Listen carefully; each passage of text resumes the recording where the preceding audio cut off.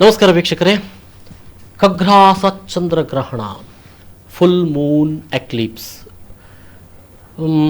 ಈ ಸಂದರ್ಭದಲ್ಲಿ ಇವತ್ತು ಈ ಒಂದು ಚಂದ್ರಗ್ರಹಣ ಆಗುವ ಸಂದರ್ಭದಲ್ಲಿ ಕೆಲವರು ಬಹಳ ಕೌತುಕದಿಂದ, ಕೆಲವರು ಬಹಳ ಆತಂಕದಿಂದ, ಇನ್ನು ಕೆಲವರು ಈಗಾಗಲೇ ಒಂದಷ್ಟು ತಮ್ಮ ದೈನಂದಿನ ಚಟುವಟಿಕೆಗಳನ್ನು ನಡೆಸಬೇಕಾದಂಥ ಅವಧಿಯಲ್ಲೂ ಕೂಡ ಬಹಳ ಬೇಗನೆ ಮನೆಗೆ ಸೇರಿ ಒಳಗೆ ಇನ್ನೇನು ಮಲಗಬೇಕು ಅನ್ನುವಂಥ ಒಂದು ತಮ್ಮ ಕಾಯಕದಲ್ಲಿ ಇರುವಂಥ ಒಂದು ಸಂದರ್ಭದಲ್ಲಿ ಈ ಒಂದು ವಿಶೇಷವಾದಂಥ ಕಾರ್ಯಕ್ರಮವನ್ನು ನಾವು ನಿಮ್ಮ ಮುಂದೆ ಇಡ್ತಿದ್ದೇವೆ. ನಮಸ್ಕಾರ, ಸ್ವಾಗತ. ವಾಟ್ ಈಸ್ ಎಕ್ಲಿಪ್ಸ್, ಗ್ರಹಣ ಎಂದರೆ ಏನು ಅಂತನ್ನುವಂಥದ್ದು ಇವತ್ತಿನ ವಿಶೇಷವಾದಂಥ ಒಂದು ವಿಶಿಷ್ಟ ರೀತಿಯಲ್ಲಿ ಕಾರ್ಯಕ್ರಮವನ್ನು ನಾವು ಆಯೋಜಿಸಿದ್ದೇವೆ.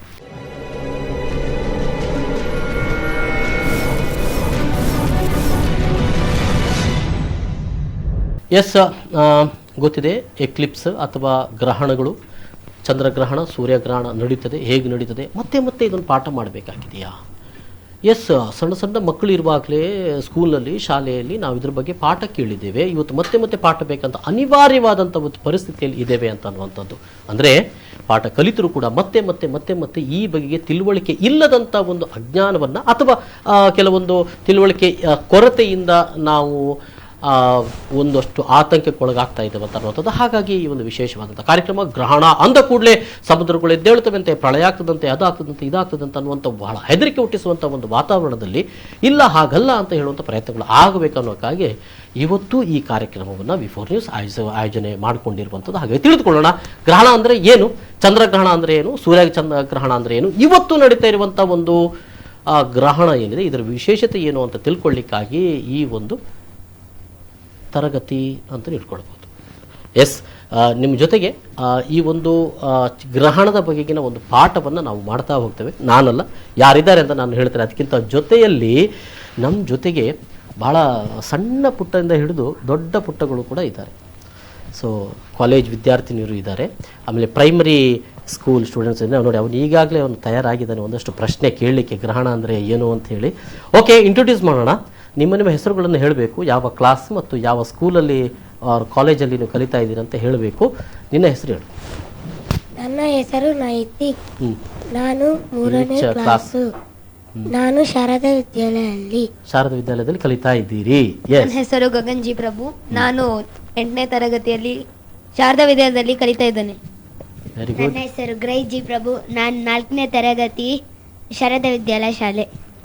ಪ್ರಶ್ನೆ ಕೇಳಕ್ಕೆ ರೆಡಿ ನನ್ನ ಆಗಿದ್ದೇನೋ? ಹೆಸರು ಸಂತೋಷ್, ನಾನು 7ನೇ ತರಗತಿ ವಿದ್ಯಾರ್ಥಿ, ನಾನು ಸಂಟೆ ಅಗ್ನಿ ಹೈಯರ್ ಪ್ರೈಮರಿ ಸ್ಕೂಲ್ನಲ್ಲಿ ಓದುತ್ತಿದ್ದೇನೆ. Very good. ನನ್ನ ಹೆಸರು ಅಭಿಷೇಕ್, ನಾನು 7ನೇ ತರಗತಿ, ನಾನು ಸಂಟೆ ಅಗ್ನಿ ಶಾಲೆಯಲ್ಲಿ ಕಲಿಯುತ್ತಿದ್ದೇನೆ. ಸೂಪರ್. ನಿನ್ನ ಹೆಸರು? ನನ್ನ ಹೆಸರು ನಿತ್ಯ, ನಾನು ಸೆಕೆಂಡ್ ಇಯರ್ BCom ಮಾಡ್ತಾ ಇದ್ದೇನೆ ಸೆಂಟ್ ಆಗ್ನೆಸ್ ಕಾಲೇಜ್. ನನ್ನ ಹೆಸರು ಅನನ್ಯ, ನಾನು ಸೇಂಟ್ ಆಗ್ನೆಸ್ ಕಾಲೇಜಿಂದ ಬಂದಿದ್ದೇನೆ, ಸೆಕೆಂಡ್ BCom ಕಲಿತಿದ್ದೇನೆ. ನನ್ನ ಹೆಸರು ಅಮೃತ ಲಕ್ಷ್ಮಿ, ನಾನು ಫಸ್ಟ್ ಇಯರ್ MSc ಆಳ್ವಾಸ್ ಕಾಲೇಜಲ್ಲಿ ಓದ್ತಾ ಇದ್ದೇನೆ. ನನ್ನ ಹೆಸರು Priyanka Sequeira, Saint Agnes college, second BA.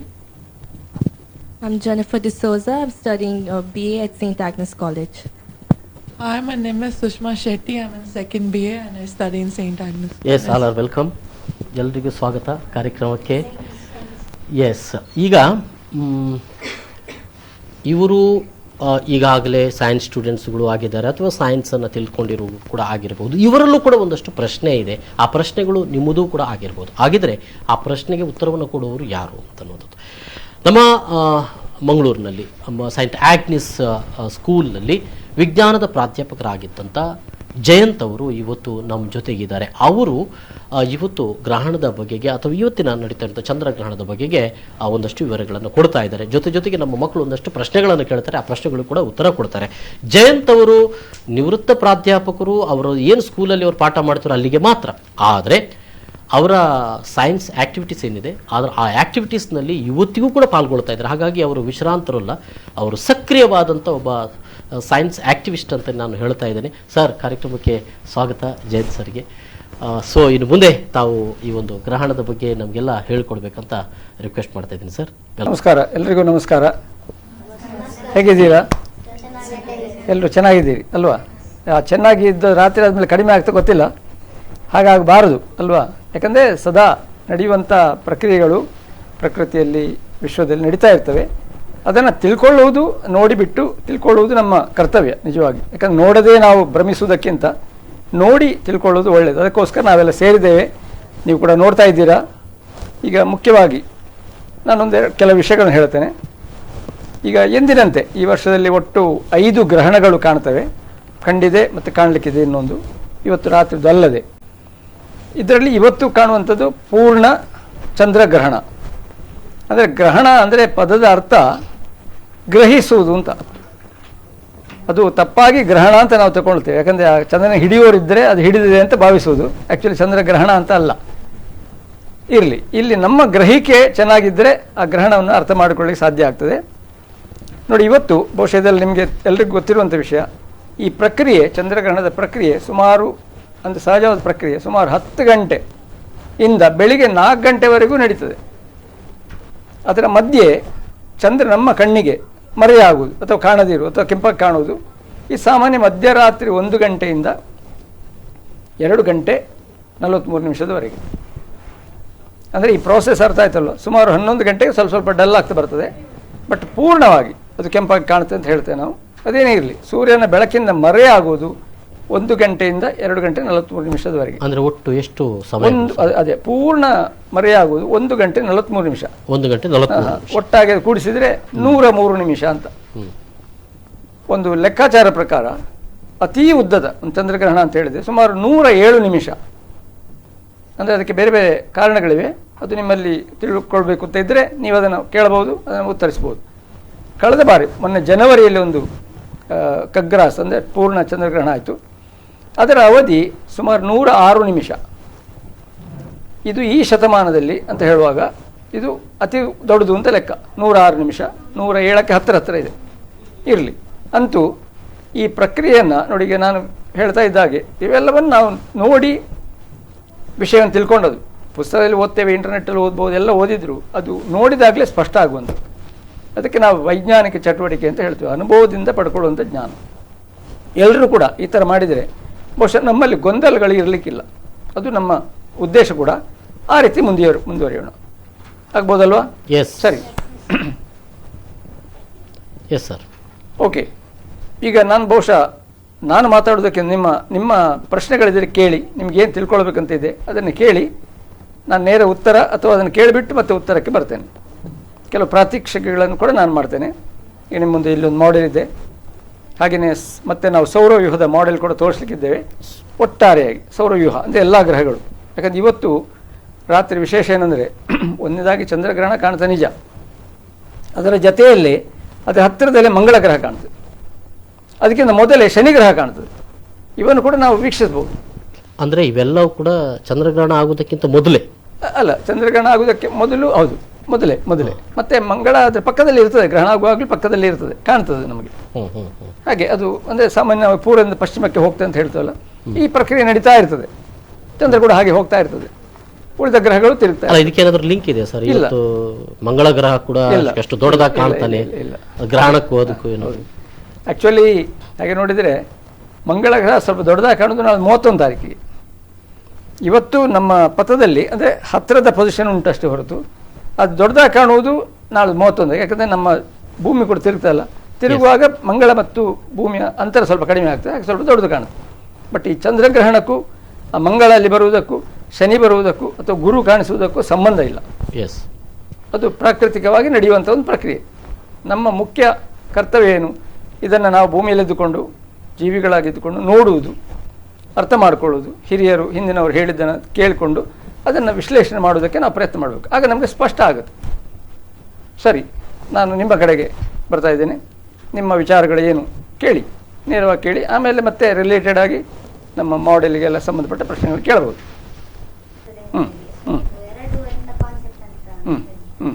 Okay, ಸರಿ, ಮುಂದೆ ಬರಲಿ, ಬೇರೆ ಪ್ರಶ್ನೆಗಳು ಕೇಳಿ. ಒಟ್ಟಾರೆ ನಿಮ್ಮ ಮನಸ್ಸಿನಲ್ಲಿ ಏನಿದೆ ಅಂತ ತಿಳ್ಕೊಳ್ಳೋಣ. ಈಗ ಎಲ್ಲರೂ ಹೇಳುವ ಪ್ರಕಾರ ಚಂದ್ರಗ್ರಹಣ ಇಲ್ಲದಿದ್ರೆ ಸೂರ್ಯಗ್ರಹಣ ಇರುವಾಗ ಹೊಸತ್ತು ಮದುವೆ ಆದವರು ಹೊರಗೆ ಹೋಗಬಾರ್ದು ಹೇಳ್ತಾರೆ, ಮತ್ತೆ ಗರ್ಭಿಣಿ ಇರುವವರು ಹೊರಗೆ ಹೋಗಬಾರ್ದು ಹೇಳ್ತಾರೆ. ಅದು ಯಾಕೆ ಸರ್? ನನ್ ಕಾಣ್ತದೆ ಈ ಆನ್ಸರ್ಗೆ ನೀವು ಮತ್ತೆ ಆನ್ಸರ್ ಮಾಡಬಹುದು. ಅವರ ಕ್ವಶನ್ಗೆ ನೀವು ಅದೇ ಮಾಡಬೇಕಾ? ಯಾಕಂದ್ರೆ ನೋಡ್ಬಿಟ್ಟು ಪ್ರಯಾರಿಟಿ ನಾನು ಬೇಕಾದ್ರೆ ಕೊಡಬಹುದು ಅಂತ. ಹಾಗೆ ನೋಡ, ಕೇಳಿ. ಸರ್ ಈಗ ಊಟ ಮಾಡೋದಾಗಿರ್ಲಿ ಅದನ್ನು ಲೈಕ್ ಮಧ್ಯಾಹ್ನ ಮಾತ್ರ ಒಂದೇ ಹೊತ್ತು ಊಟ ಮಾಡಬೇಕು, ಆಮೇಲೆ 7 o'clock ಮೇಲೆ ಊಟ ಮಾಡಬಾರ್ದು, ನೀರು ಕುಡಿಬಾರ್ದು, ಆ ಥರ ಎಲ್ಲ ಅಂದ್ರೆ ಎಕ್ಲಿಪ್ಸ್ ಇರುವ ದಿನ ಟೈಮ್. ಓಕೆ, ಸರಿ ಸರಿ. ಇದು ಸಾಮಾನ್ಯವಾಗಿ ಇರುವಂತ ಒಂದು ಚಿಂತನೆ. ಒಂದೇ ಹೊತ್ತಿನ ಊಟ ಮಾಡಬೇಕು ಅಂತ ಕೇಳಿ, ಯಾವುದಾದ್ರು ಕೇಳಿ. ಸರ್ ನಮ್ಮನೇಲಿ ಹೇಳ್ತಾರೆ ರಾತ್ರಿ ಊಟ ಮಾಡುವಾಗ ಅದು ಒಂದು ಲೀಫ್ ಇರ್ತದೆ ಕದ್ಕೆ, ಅದು ಹಾಕ್ಬೇಕು. ಮತ್ತೆ ಎಕ್ಲಿಪ್ಸ್ ಅನ್ನು ನಮ್ಮ ಕಣ್ಣಿಂದ ನೆಕೆಡ್ ಐಯಿಂದ ನೋಡ್ಬಾರ್ದು, ಹೊರಗೆ ಹೋಗ್ಬಾರ್ದು, if you are pregnant lady drive ಮಾಡಬಾರ್ದು, ಎಕ್ಸ್ಪೋಜರ್ ಇರಬಾರ್ದು ಅಂತ ಹೇಳ್ತಾರೆ. So is that true? Okay, ಬರ್ತೇನೆ ಅಭಿಷೇಕ್, ಬರ್ತೇನೆ. ನೆಕ್ಸ್ಟ್, ಮತ್ತೆ ಊಟ ಮಾಡುವ ಮೊದಲು ಸ್ನಾನ ಮಾಡಿ ಊಟ ಮಾಡಬೇಕು ಅಂತ ಹೇಳಿ. ಅಲ್ಲ, ಯಾವಾಗಲೂ ಸ್ನಾನ ಮಾಡಿ ಊಟ ಮಾಡಬೇಕು. ಚಂದ್ರಗ್ರಹಣ ಇರುವ ದಿನ ಮಾತ್ರ. ಹಾಗಾದ್ರೆ ಉಳಿದ ದಿನ ನಾವು ಸ್ನಾನ ಮಾಡಿ ಊಟ ಮಾಡಬಹುದು. ಒಳ್ಳೆ ಕ್ವೆಶ್ಚನ್. ನೀವು ಕೇಳಿದ ಪ್ರಶ್ನೆ ಕೇಳಿ ಕೇಳಿ.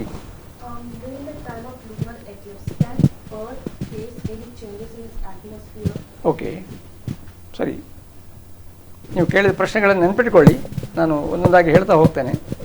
ನೀವು ಹೇಳಿದ್ರಲ್ಲ ಅದು ಮಂಗಳ ಗ್ರಹ ಕಾಣ್ತದ, ಅದು ನಮ್ಗೆ ಇವತ್ತು ರಾತ್ರಿ ಕಾಣ್ತದ?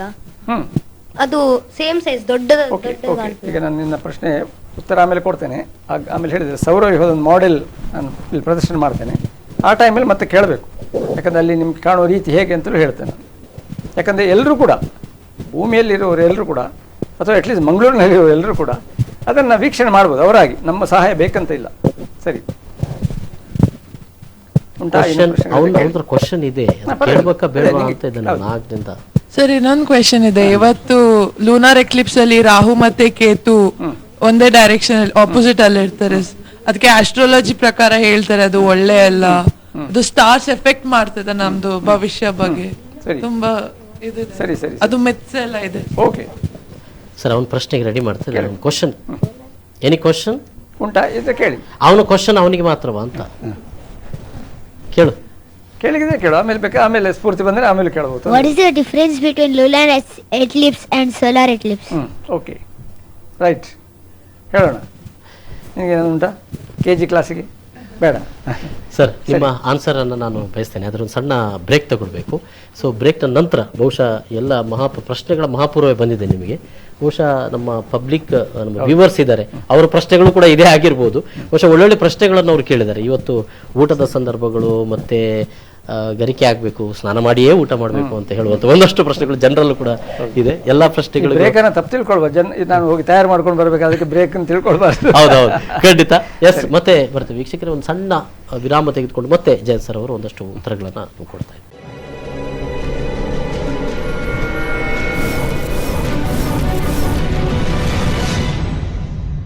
ಹೇಳು. ಸೋಲಾರ್ ಎಕ್ಲಿಪ್ಸ್ ಅಂದ್ರೆ ಏನು? ಹೇಳ್ತೇನೆ. ಸೋಲಾರ್ ಎಕ್ಲಿಪ್ಸ್ ಅಂದರೆ ಏನು ಅಲ್ವಾ, ಹಾಗೆ ಲೂನಾರ್ ಎಕ್ಲಿಪ್ಸ್ ಅಂದರೆ ಏನು ಅಂತ ಕೇಳಿದ್ದಾರೆ. ಮತ್ತೇನಾದ್ರು ಪ್ರಶ್ನೆಗಳಿವೆ? ನೀವು ಹೇಳಿದ್ರಲ್ಲ ಸ್ಟಾರ್ಟಿಂಗ್ಗೆ, ಇವತ್ತು ಚಂದ್ರ ರೆಡ್ ಆಗೇ ಬರ್ತಾನೆ, ಅದು ಹೇಗೆ ರೆಡ್ ಆಗಿ ಬರ್ತಾನೆ? ಓಕೆ, ಸರಿ ಸರಿ. ಈಗ ಒಂದೊಂದಾಗಿ ವಿಷಯಗಳನ್ನ ಎತ್ತುಕೊಳ್ಳೋಣ. ನೋಡಿ, ಮುಖ್ಯವಾಗಿ ನಾವು ಮರೆತು ಬಿಡಬಾರದ ವಿಷಯ ಏನಂದರೆ, ನಾವೀಗ ಭೂಮಿ ಮೇಲಿಂದ ಇದನ್ನೆಲ್ಲ ನೋಡ್ತಾ ಇದ್ದೇವೆ. ಭೂಮಿ ಉರುಟಾಗಿದೆ ಅಂತ ಹೇಳ್ತೇವೆ ಅಲ್ವ, ನಾವು ಕಲ್ತಿದ್ದೇವೆ. ಭೂಮಿ ಉರುಟಾದ ಭೂಮಿಯಲ್ಲಿ ಮಂಗಳೂರು ಎಲ್ಲ ಒಂದು ಕಡೆ ಇದೆ, ಅಥವಾ ದಕ್ಷಿಣ ಕನ್ನಡ ಜಿಲ್ಲೆ ಒಂದು ಕಡೆ ಇದೆ. ಸೊ ಅಲ್ಲಿಂದ ನಾವು ಆಕಾಶವನ್ನು ನೋಡುವಂಥದ್ದು. ಈಗ ಈ ರೀತಿಯ ಕಲ್ಪನೆ ಉಂಟು ಅಂತಾದರೆ ನೋಡಿ, ನಾನು ಹೇಳ್ತೇನೆ, ಭೂಮಿ ಉರುಟಾಗಿದೆ. ಭೂಮಿ ಆ ಕಡೆ ಸೂರ್ಯ ಕಾಣ್ತಾನೆ. ಈಗ ಸಾಮಾನ್ಯ ಈ ಹೊತ್ತಿಗೆ ಸಾಮಾನ್ಯ ಸೂರ್ಯ ಇಲ್ಲಿ ಬಂದಿರ್ಬೋದು. ಇಲ್ಲಿ ಅಂದರೆ ಅರ್ಥ ಏನು? ಈ ಕಡೆ ಪೂರ್ವ, ಈ ಕಡೆ ಪಶ್ಚಿಮ. ನೆತ್ತಿ ದಾಟಿ ನಿಧಾನಕ್ಕೆ ಸೂರ್ಯ ಪಶ್ಚಿಮದ ಕಡೆ ಹೋಗ್ತಾ ಇದೆ. ನೋಡಿ, ಇಲ್ಲಿ ಸಾಮಾನ್ಯವಾಗಿ ಎಲ್ಲರೂ ಕೂಡ ಸೂರ್ಯನ ಚಲನೆ, ಚಂದ್ರನ ಚಲನೆ ನೋಡಿರ್ತೇವೆ. ಚಂದ್ರ ಕೂಡ ನೋಡಿ, ಅಲ್ಲಿ ಬೆಳಿಗ್ಗೆ ಸಂಜೆ ಕಂಡ್ರೆ ನಿಧಾನಕ್ಕೆ ಮೇಲೆ ಬರೋದು ಕಾಣ್ತದೆ.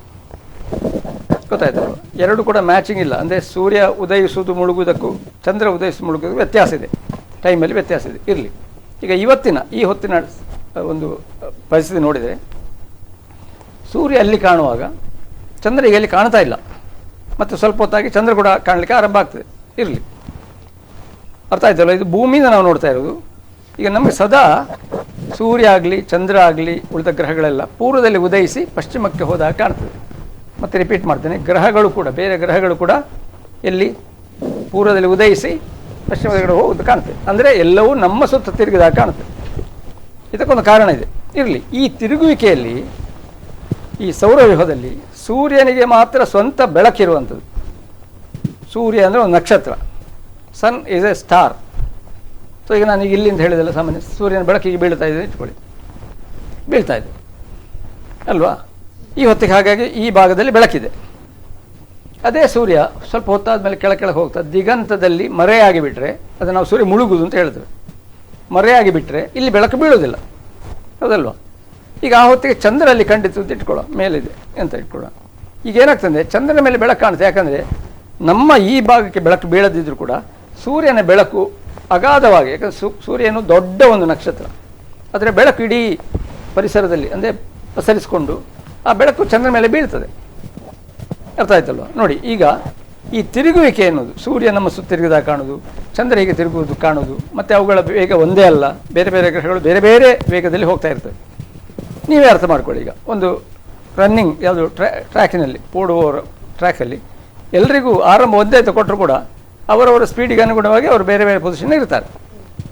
ಈಗ ಸೂರ್ಯಗ್ರಹಣ ಮತ್ತು ಚಂದ್ರಗ್ರಹಣವನ್ನು ಅರ್ಥ ಮಾಡಿಕೊಳ್ಳೋದು ಹೇಗಂತ ಹೇಳಿದರೆ, ಸೂರ್ಯ ಯಾವುದೇ ಕಡೆಯಲ್ಲಿರ್ಬೋದು, ಇಲ್ಲಿರ್ಬೋದು, ಬೆಳಕಿದೆ, ಭೂಮಿ ಮೇಲೆ ಬೀಳ್ತದೆ. ಆ ಹೊತ್ತಿಗೆ ನಮ್ಮ ಚಂದ್ರ ಕಾಣಿಸುವುದಿಲ್ಲ, ಯಾಕಂದರೆ ಚಂದ್ರ ಕೆಳಗಿರುತ್ತೆ ಅಂತ ಇಟ್ಕೊಳ್ಳಿ, ಸರಿಯಲ್ಲ. ಈಗ ಸುಲಭವಾದ ಒಂದು ಪೊಸಿಷನ್ ಹೇಳ್ತೇನೆ. ಸೂರ್ಯ ಅಲ್ಲಿ ಮುಳುಗ್ತಾ ಇದೆ ಅಂತ ಇಟ್ಕೊಳ್ಳಿ, ಇಲ್ಲಿ ಚಂದ್ರ ಉದಯಿಸ್ತಾ ಇದೆ. ಹುಣ್ಣಿಮೆ ದಿವಸ ಯಾವಾಗಲೂ ಸೂರ್ಯ, ಭೂಮಿ ಮತ್ತು ಚಂದ್ರ ಆಪೋಸಿಟ್ ಡೈರೆಕ್ಷನಲ್ಲಿ ಸೇರುವುದು, ನೇರ ರೇಖೆಯಲ್ಲ. ಸೂರ್ಯ ಪಶ್ಚಿಮದಲ್ಲಿದ್ದರೆ ಚಂದ್ರ ಪೂರ್ವದಲ್ಲಿ ಉದಯಿಸ್ತಾ ಇರ್ತಾನೆ. ಈಗ ಏನರ್ಥ, ಸೂರ್ಯನ ಬೆಳಕು ಭೂಮಿ ಮೇಲೆ ಸ್ವಲ್ಪ ಬೀಳ್ತಾ ಇದೆ ಮತ್ತು ಚಂದ್ರ ಮೇಲೆ ಫುಲ್ ಬೀಳ್ತಾ ಇದೆ. ಈಗ ಚಂದ್ರನಿಗೆ ಸ್ವಂತ ಪ್ರಕಾಶ ಇಲ್ಲದೇ ಇರುವಾಗ, ಸಪೋಸ್ ಒಂದು ವೇಳೆ ಸೂರ್ಯನ ಬೆಳಕು ಭೂಮಿ ಮೇಲೆ ಬೀಳುವಾಗ ಭೂಮಿಯ ಅಡ್ಡದಲ್ಲಿ ಚಂದ್ರ ಬಂದರೆ, ಒಂದೇ ರೇಖೆಯಲ್ಲಿ ಬಂದರೆ ಏನಾಗ್ತದೆ, ಸೂರ್ಯನ ಬೆಳಕು ಅಲ್ಲಿ ಬೀಳೋದಿಲ್ಲ ಅಲ್ವಾ. ಸಹಜವಾಗಿ ಬೇರೆ ದಿನಗಳು ಕಂಡ ಹಾಗೆ ಸೂರ್ಯನ ಬೆಳಕು ಚಂದ್ರ ಮೇಲೆ ಬೀಳಬೇಕಿತ್ತು, ಸ್ವಲ್ಪ ಆ ಕಡೆ ಈ ಕಡೆ ಇದ್ದರೆ. ಒಂದು ಪಕ್ಷ ಸೂರ್ಯ ಭೂಮಿ ಮತ್ತು ಚಂದ್ರ ಒಂದೇ ರೇಖೆಯಲ್ಲಿ ಬಂದರೆ ಏನಾಗ್ತದೆ, ಅದರ ಬೆಳಕು ಚಂದ್ರನ ಮೇಲೆ ಬೀಳುವುದಿಲ್ಲ. ಅಂದರೆ ಹುಣ್ಣಿಮೆ ದಿವಸ ಎಷ್ಟು ಬ್ರೈಟಾಗಿ ಕಾಣಬೇಕಿತ್ತೋ ಆ ಚಂದ್ರ ಇವತ್ತು ಕಾಣಿಸ್ತಾ ಇಲ್ಲ, ಚಂದ್ರನಿಗೆ ಬೆಳಕು ಬೀಳ್ತಾ ಇಲ್ಲ. ಇದನ್ನೇ ಗ್ರಹಣ ಅಂತ ಹೇಳೋದು. ಎಂಥ ಗ್ರಹಣ? ಚಂದ್ರಗ್ರಹಣ. ಅರ್ಥ ಆಯ್ತಲ್ವ. ಫುಲ್ ಚಂದ್ರ ಕಾಣಬೇಕಾದ ದಿನ ಚಂದ್ರ ಕಾಣಿಸ್ತಾ ಇಲ್ಲ. ಅದು ಕೆಲವೊಮ್ಮೆ ಪೂರ್ತಿಯಾಗಿ ಕಾಣದೆ ಹೋಗ್ಬೋದು, ಸ್ವಲ್ಪ ಭಾಗ ಕಾಣದೆ ಹೋಗ್ಬೋದು. ಇವತ್ತು ರಾತ್ರಿ ನಡೆಯುವಂಥ ಪ್ರಕ್ರಿಯೆ ಏನಂದರೆ, ಸೂರ್ಯ, ಭೂಮಿ ಮತ್ತು ಚಂದ್ರ ಸಾಮಾನ್ಯ ಒಂದೇ ರೇಖೆಯಲ್ಲಿ ಬಂದು ಪೂರ್ತಿಯಾಗಿ ಚಂದ್ರ ಮರೆಯಾಗ್ತದೆ. ಅದಕ್ಕೆ ಪೂರ್ಣ ಚಂದ್ರಗ್ರಹಣ ಅಂತ ಹೇಳ್ತೇವೆ. ಇಲ್ಲಿ ಸೂರ್ಯಗ್ರಹಣ ಅರ್ಥ ಮಾಡ್ಕೊಳ್ಳೋದಾದರೆ, ಅರ್ಥ ಆಗ್ತಾಯಿಲ್ಲ ನಾನು ಹೇಳ್ತಾ ಇರೋ ವಿಷಯ, ನಿಮ್ಮ ಮಧ್ಯದಲ್ಲಿ ಬೇಕಾದ್ರೆ ಕೇಳ್ಬೋದು. ಸೂರ್ಯ ಒಂದು ಪಥದಲ್ಲಿ ತಿರುಗಿದಾಗ ಕಾಣುತ್ತದೆ ಮತ್ತು ಚಂದ್ರ ಇನ್ನೊಂದು ಪಥದಲ್ಲಿ ತಿರುಗಿದಾಗ ಕಾಣುತ್ತದೆ. ನೋಡಿ, ಅದು ಎರಡರ ಪಥ ಒಂದೇ ಅಲ್ಲ. ಚಂದ್ರ ತಿರುಗುವುದು ಭೂಮಿಯ ಸುತ್ತ, ಸೂರ್ಯ ತಿರುಗಿದಾಗ ಕಾಣುವುದು ನಿಜವಾಗಿ ಭೂಮಿ ಅದರ ಸುತ್ತ ತಿರುಗುವ ಕಾರಣ. ಅದೇನೇ ಇರಲಿ, ನಮ್ಮ ನೋಡೋಕೆ ಏನು ಕಾಣ್ತದೆ, ಸೂರ್ಯನ ನಮ್ಮ ಸುತ್ತ ತಿರುಗಿದಾಗ ಕಾಣ್ತದೆ, ಚಂದ್ರನೂ ನಮ್ಮ ಸುತ್ತ ತಿರುಗಿದಾಗ ಕಾಣುತ್ತೆ. ನೋಡಿ, ಈಗ ಚಂದ್ರಗ್ರಹಣ ಬಗ್ಗೆ ಹೇಳಿದೆ, ಸ್ಪಷ್ಟ ಆಯ್ತಲ್ವ. ಈಗ ಒಂದು ವೇಳೆ ಸೂರ್ಯ ಅಲ್ಲಿ ಬರುವ ಹೊತ್ತಿಗೆ ಚಂದ್ರ ಅಂದರೆ ತಿರುಗಿ ತಿರುಗಿ ತಿರುಗಿ ಒಂದು ವೇಳೆ ಈ ಬದಿಗೆ ಬಂದಿದ್ದರೆ, ನೀವು ಅಮಾವಾಸ್ಯೆ ಅಂತ ಕೇಳಿದಿರಲ್ವ, ಅಮಾವಾಸ್ಯೆ ದಿವಸ ಚಂದ್ರ ಕಾಣಿಸೋದಿಲ್ಲ. ಯಾಕೆ? ಚಂದ್ರ ಇರ್ತಾನೆ, ಆದರೆ ನೋಡಿ ಗಮನಿಸಿ, ಸೂರ್ಯನ ಬೆಳಕು ಹೀಗೆ ಬರ್ತದೆ, ನಕ್ಷತ್ರ ದೊಡ್ಡದಾದ ನಕ್ಷತ್ರ, ಭೂಮಿಯ ಸುತ್ತ ಚಂದ್ರ ತಿರುಗು ಹೊತ್ತಿಗೆ ಇದು ನೇರ ಭೂಮಿಯ ಅಡ್ಡಕ್ಕೆ ಅಥವಾ ಸ್ವಲ್ಪ ಆ ಕಡೆ ಈ ಕಡೆ ಬಂದಾಗಲೂ ಚಂದ್ರ ಕಾಣಿಸೋದಿಲ್ಲ. ಅಂದರೆ ಅರ್ಥ ಏನು? ಒಂದೇ ಬದಿಯಲ್ಲಿ ಸೂರ್ಯ ಮತ್ತು ಚಂದ್ರ ಇದ್ದಾಗ ಅಮಾವಾಸ್ಯೆ, ವಿರುದ್ಧ ಬದಿಯಲ್ಲಿದ್ದಾಗ ಹುಣ್ಣಿಮೆ. ಈಗ ಮೊದಲು ಹೇಳಿದ ಹಾಗೆ ಚಂದ್ರ ತಿರುಗ್ತಾ ತಿರುಗ್ತಾ ನೇರವಾಗಿ ಭೂಮಿಯ ಅಡ್ಡ, ಅಂದರೆ ಸೂರ್ಯ, ಚಂದ್ರ, ಭೂಮಿ ಅಡ್ಡ ಬಂದರೆ ಏನಾಗ್ತದೆ ಹೇಳಿ? ಸೂರ್ಯನ ಬೆಳಕು ಪೂರ್ತಿಯಾಗಿ ಭೂಮಿ ಮೇಲೆ ಬೀಳುವುದಿಲ್ಲ ಅಲ್ವಾ, ಏನೋ ಅಡ್ಡ ಆಗ್ತದೆ. ಸೂರ್ಯನ ಬೆಳಕು ಚಂದ್ರನ ಮೇಲೆ ಬೀಳ್ತದೆ ಯಾವ ಬದಿ? ಆಚೆ ಬದಿಯಲ್ಲಿ. ನಾವು ನೋಡೋದು ಭೂಮಿಯಿಂದ ಚಂದ್ರ ಕಾಣ್ತಾನೋ? ಇಲ್ಲ, ಅಮಾವಾಸ್ಯೆ ದಿವಸ ಕಾಣಿಸೋದಿಲ್ಲ. ಅದು ಇಲ್ಲಿ ಇನ್ನೊಂದು ವಿಚಿತ್ರ ಅಂದರೆ, ಸೂರ್ಯನ ಬೆಳಕು ಕೂಡ ಮರೆಯಾಗಿಬಿಡ್ತದೆ. ಯಾಕೆ? ಚಂದ್ರ ಅಡ್ಡ ಬಂದಾಗ ಅಲ್ವಾ. ಈಗ ಲೈಟ್ನ ಎದುರು ಅಡ್ಡ ಬಂದರೆ ಆ ಬೆಳಕು ಪೂರ್ತಿ ಬೀಳುವುದಿಲ್ಲ. ಇದನ್ನೇ ನಾವು ಸೂರ್ಯಗ್ರಹಣ ಅಂತ ಹೇಳೋದು. ಸೂರ್ಯ ಕಾಣುವ ಹೊತ್ತಿಗೆ ಅದು ಸೂರ್ಯ ಇಲ್ಲಿರುವಾಗಲೂ ಆಗ್ಬೋದು. ಸೂರ್ಯ ಇಲ್ಲಿದೆ, ಚಂದ್ರ ತಿರುಗ್ತಾ ಇಲ್ಲಿ ಬಂದಿದೆ ಅಡ್ಡ, ಹಾಗೆ ಏನಾಯಿತು, ಸೂರ್ಯನ ಬೆಳಕು ಪೂರ್ತಿಯಾಗಿ ಭೂಮಿ ಮೇಲೆ ಬೀಳೋದಿಲ್ಲ. ಅಂದರೆ ನಮಗೆ ಸೂರ್ಯ ಪೂರ್ತಿಯಾಗಿ ಕಾಣಿಸೋದಿಲ್ಲ. ಒಂದು ಅದು ಪೂರ್ಣ ಸೂರ್ಯ ಕಾಣದೆ ಹೋಗ್ಬೋದು, ಅಥವಾ ಅರ್ಧ ಭಾಗ ಕಾಣಿಸದೆ ಹೋಗ್ಬೋದು. ಇದಕ್ಕೆ ಏನು ಹೇಳ್ತಾರೆ? ಸೂರ್ಯಗ್ರಹಣ. ಅಂದರೆ ನೋಡಿ, ಈಗ ನೀವು ತಿಳ್ಕೊಳ್ಬೇಕು, ನಿಜವಾಗಿ ಗ್ರಹಣ ದಿವಸ ಸೂರ್ಯನಿಗಾಗಲಿ ಚಂದ್ರನಿಗಾಗಲಿ ಏನಾಗೋದಿಲ್ಲ. ನಮ್ಮ ಕಣ್ಣಿಗೆ ಏನು ಕಾಣ್ತದೆ? ಹುಣ್ಣಿಮೆ ದಿವಸ ಇಡೀ ಕಾಣಬೇಕು ಚಂದ್ರ, ಕಾಣಿಸೋದಿಲ್ಲ. ಅಥವಾ ಹಗಲಲ್ಲಿ ಸೂರ್ಯ ಕಾಣ್ತಾ ಇರುವಂಥ ಸೂರ್ಯ ನಮಗೆ ಮರೆಯಾಗ್ತಾನೆ ಅಥವಾ ಕಾಣಿಸೋದಿಲ್ಲ.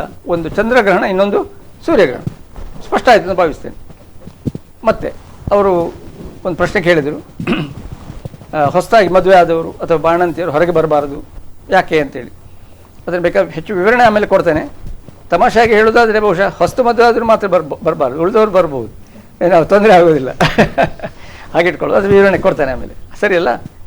ಮತ್ತು ನೀವು ಕೇಳಿದ ಪ್ರಶ್ನೆಯಲ್ಲಿ ಸ್ಪಷ್ಟ ಇದಕ್ಕೆ ರಿಲೇಟೆಡ್ ಆಗಿ, ಅಂದರೆ ಈ ಸೂರ್ಯಗ್ರಹಣ ಚಂದ್ರಗ್ರಹಣಕ್ಕೆ ಸಂಬಂಧಪಟ್ಟ ನೀವು ಅರ್ಥ ಆಯ್ತಲ್ಲ, ಸೂರ್ಯಗ್ರಹಣ ಅಂದರೆ ಏನು, ಚಂದ್ರಗ್ರಹಣ ಅಂದರೆ ಏನು.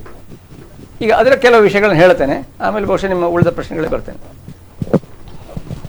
ಈಗ ಪ್ರತಿದಿನ ಸೂರ್ಯ ತಿರುಗಿದಾಗ ಕಾಣೋದು, ಚಂದ್ರ ತಿರುಗುವುದು ಕಾಣೋ ಹೇಳುವಾಗ, ಮತ್ತು ಬೇರೆ ಬೇರೆ ಪಥದಲ್ಲಿ ತಿರುಗುವಾಗ ಏನಾಗ್ತದೆ, ಅವುಗಳು ಬೇರೆ ಬೇರೆ ಪೊಸಿಷನ್ ತಗೊಳ್ತವೆ.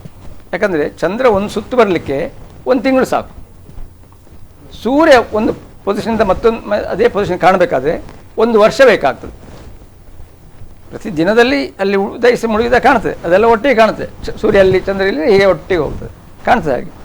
ಆದರೆ ಸಹಜವಾಗಿ ಸೂರ್ಯ ನಮ್ಮ ಸುತ್ತು ತಿರುಗುವುದಲ್ಲದರೂ ಕೂಡ ನಮ್ಮ ತಿರುಗುವ ಥರ ಕಾಣುವುದು 1 ವರ್ಷಕ್ಕೆ 1 ಸುತ್ತು.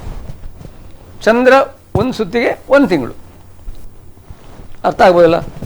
ಈಗ ಸೂರ್ಯ ಸುಮಾರು 365 ಸಲ ಈಗ ಚಂದ್ರ ಎಷ್ಟು ಸಲ, 1 ತಿಂಗಳಂದರೆ 12 ತಿಂಗಳು, 1 ವರ್ಷಕ್ಕೆ 12 ಸಲ ಹೀಗೆ ತಿರುಗುವ ಹೊತ್ತಿಗೆ ಸೂರ್ಯ 1 ಸಲ ತಿರುಗ್ತದೆ. ಈ ತಿರುಗುವಿಕೆಯಲ್ಲಿ ನಿಮಗೆ ಅರ್ಥ ಆಗ್ಬೋದು, ಒಮ್ಮೊಮ್ಮೆ ಅದು ಅಡ್ಡ ಬರ್ಬೋದು ಅಥವಾ ಒಮ್ಮೊಮ್ಮೆ ವಿರೋಧ ದಿಕ್ಕಲ್ಲಿ ಬರ್ಬೋದು. ಆ ಸಮಯದಲ್ಲಿ ಗ್ರಹಣ ಅಂತ ಘಟಿಸ್ತದೆ. 1 ವರ್ಷಕ್ಕೆ ಹೆಚ್ಚು ಅಂತ ಹೇಳಿದರೆ 7 ಸಲ ಗ್ರಹಣ ಆಗ್ಬೋದು. ಸೂರ್ಯ ಚಂದ್ರ ಮತ್ತು ಚಂದ್ರಗ್ರಹಣ ಸೇರಿ 7 ಸಲ. ಈ ವರ್ಷದಲ್ಲಿ 5 ಸಲ ಆಗಿದೆ. ಕೆಲವು ವರ್ಷದಲ್ಲಿ 3 ಸಲ ಆದದ್ದುಂಟು. ಅದರಲ್ಲಿ ಬೇರೆ ಬೇರೆ ಥರ, ಯಾವುದು ಖಗ್ರಾಸ, ಪೂರ್ಣ, ಪಾರ್ಶ್ವ, ಸೂರ್ಯ ಮತ್ತು ಚಂದ್ರಗ್ರಹಣ ಒಟ್ಟು ಸೇರಿ 7 ಮ್ಯಾಕ್ಸಿಮಮ್. ಮತ್ತು ನೋಡಿ, ಇಲ್ಲಿ ಇನ್ನೊಂದು ವಿಷಯ, ಭೂಮಿಯನ್ನು ನಾವು ನೋಡ್ತಾ ಇದ್ದೇವೆ.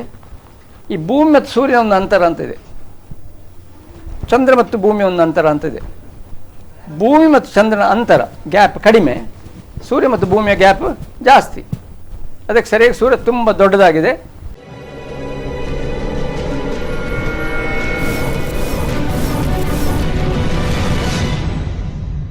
ಸರಿ, welcome back to our discussion. ಮತ್ತೆ ನಿಮ್ಮಲ್ಲಿ ಪ್ರಶ್ನೆಗಳಿವೆ, ಕೇಳಿ.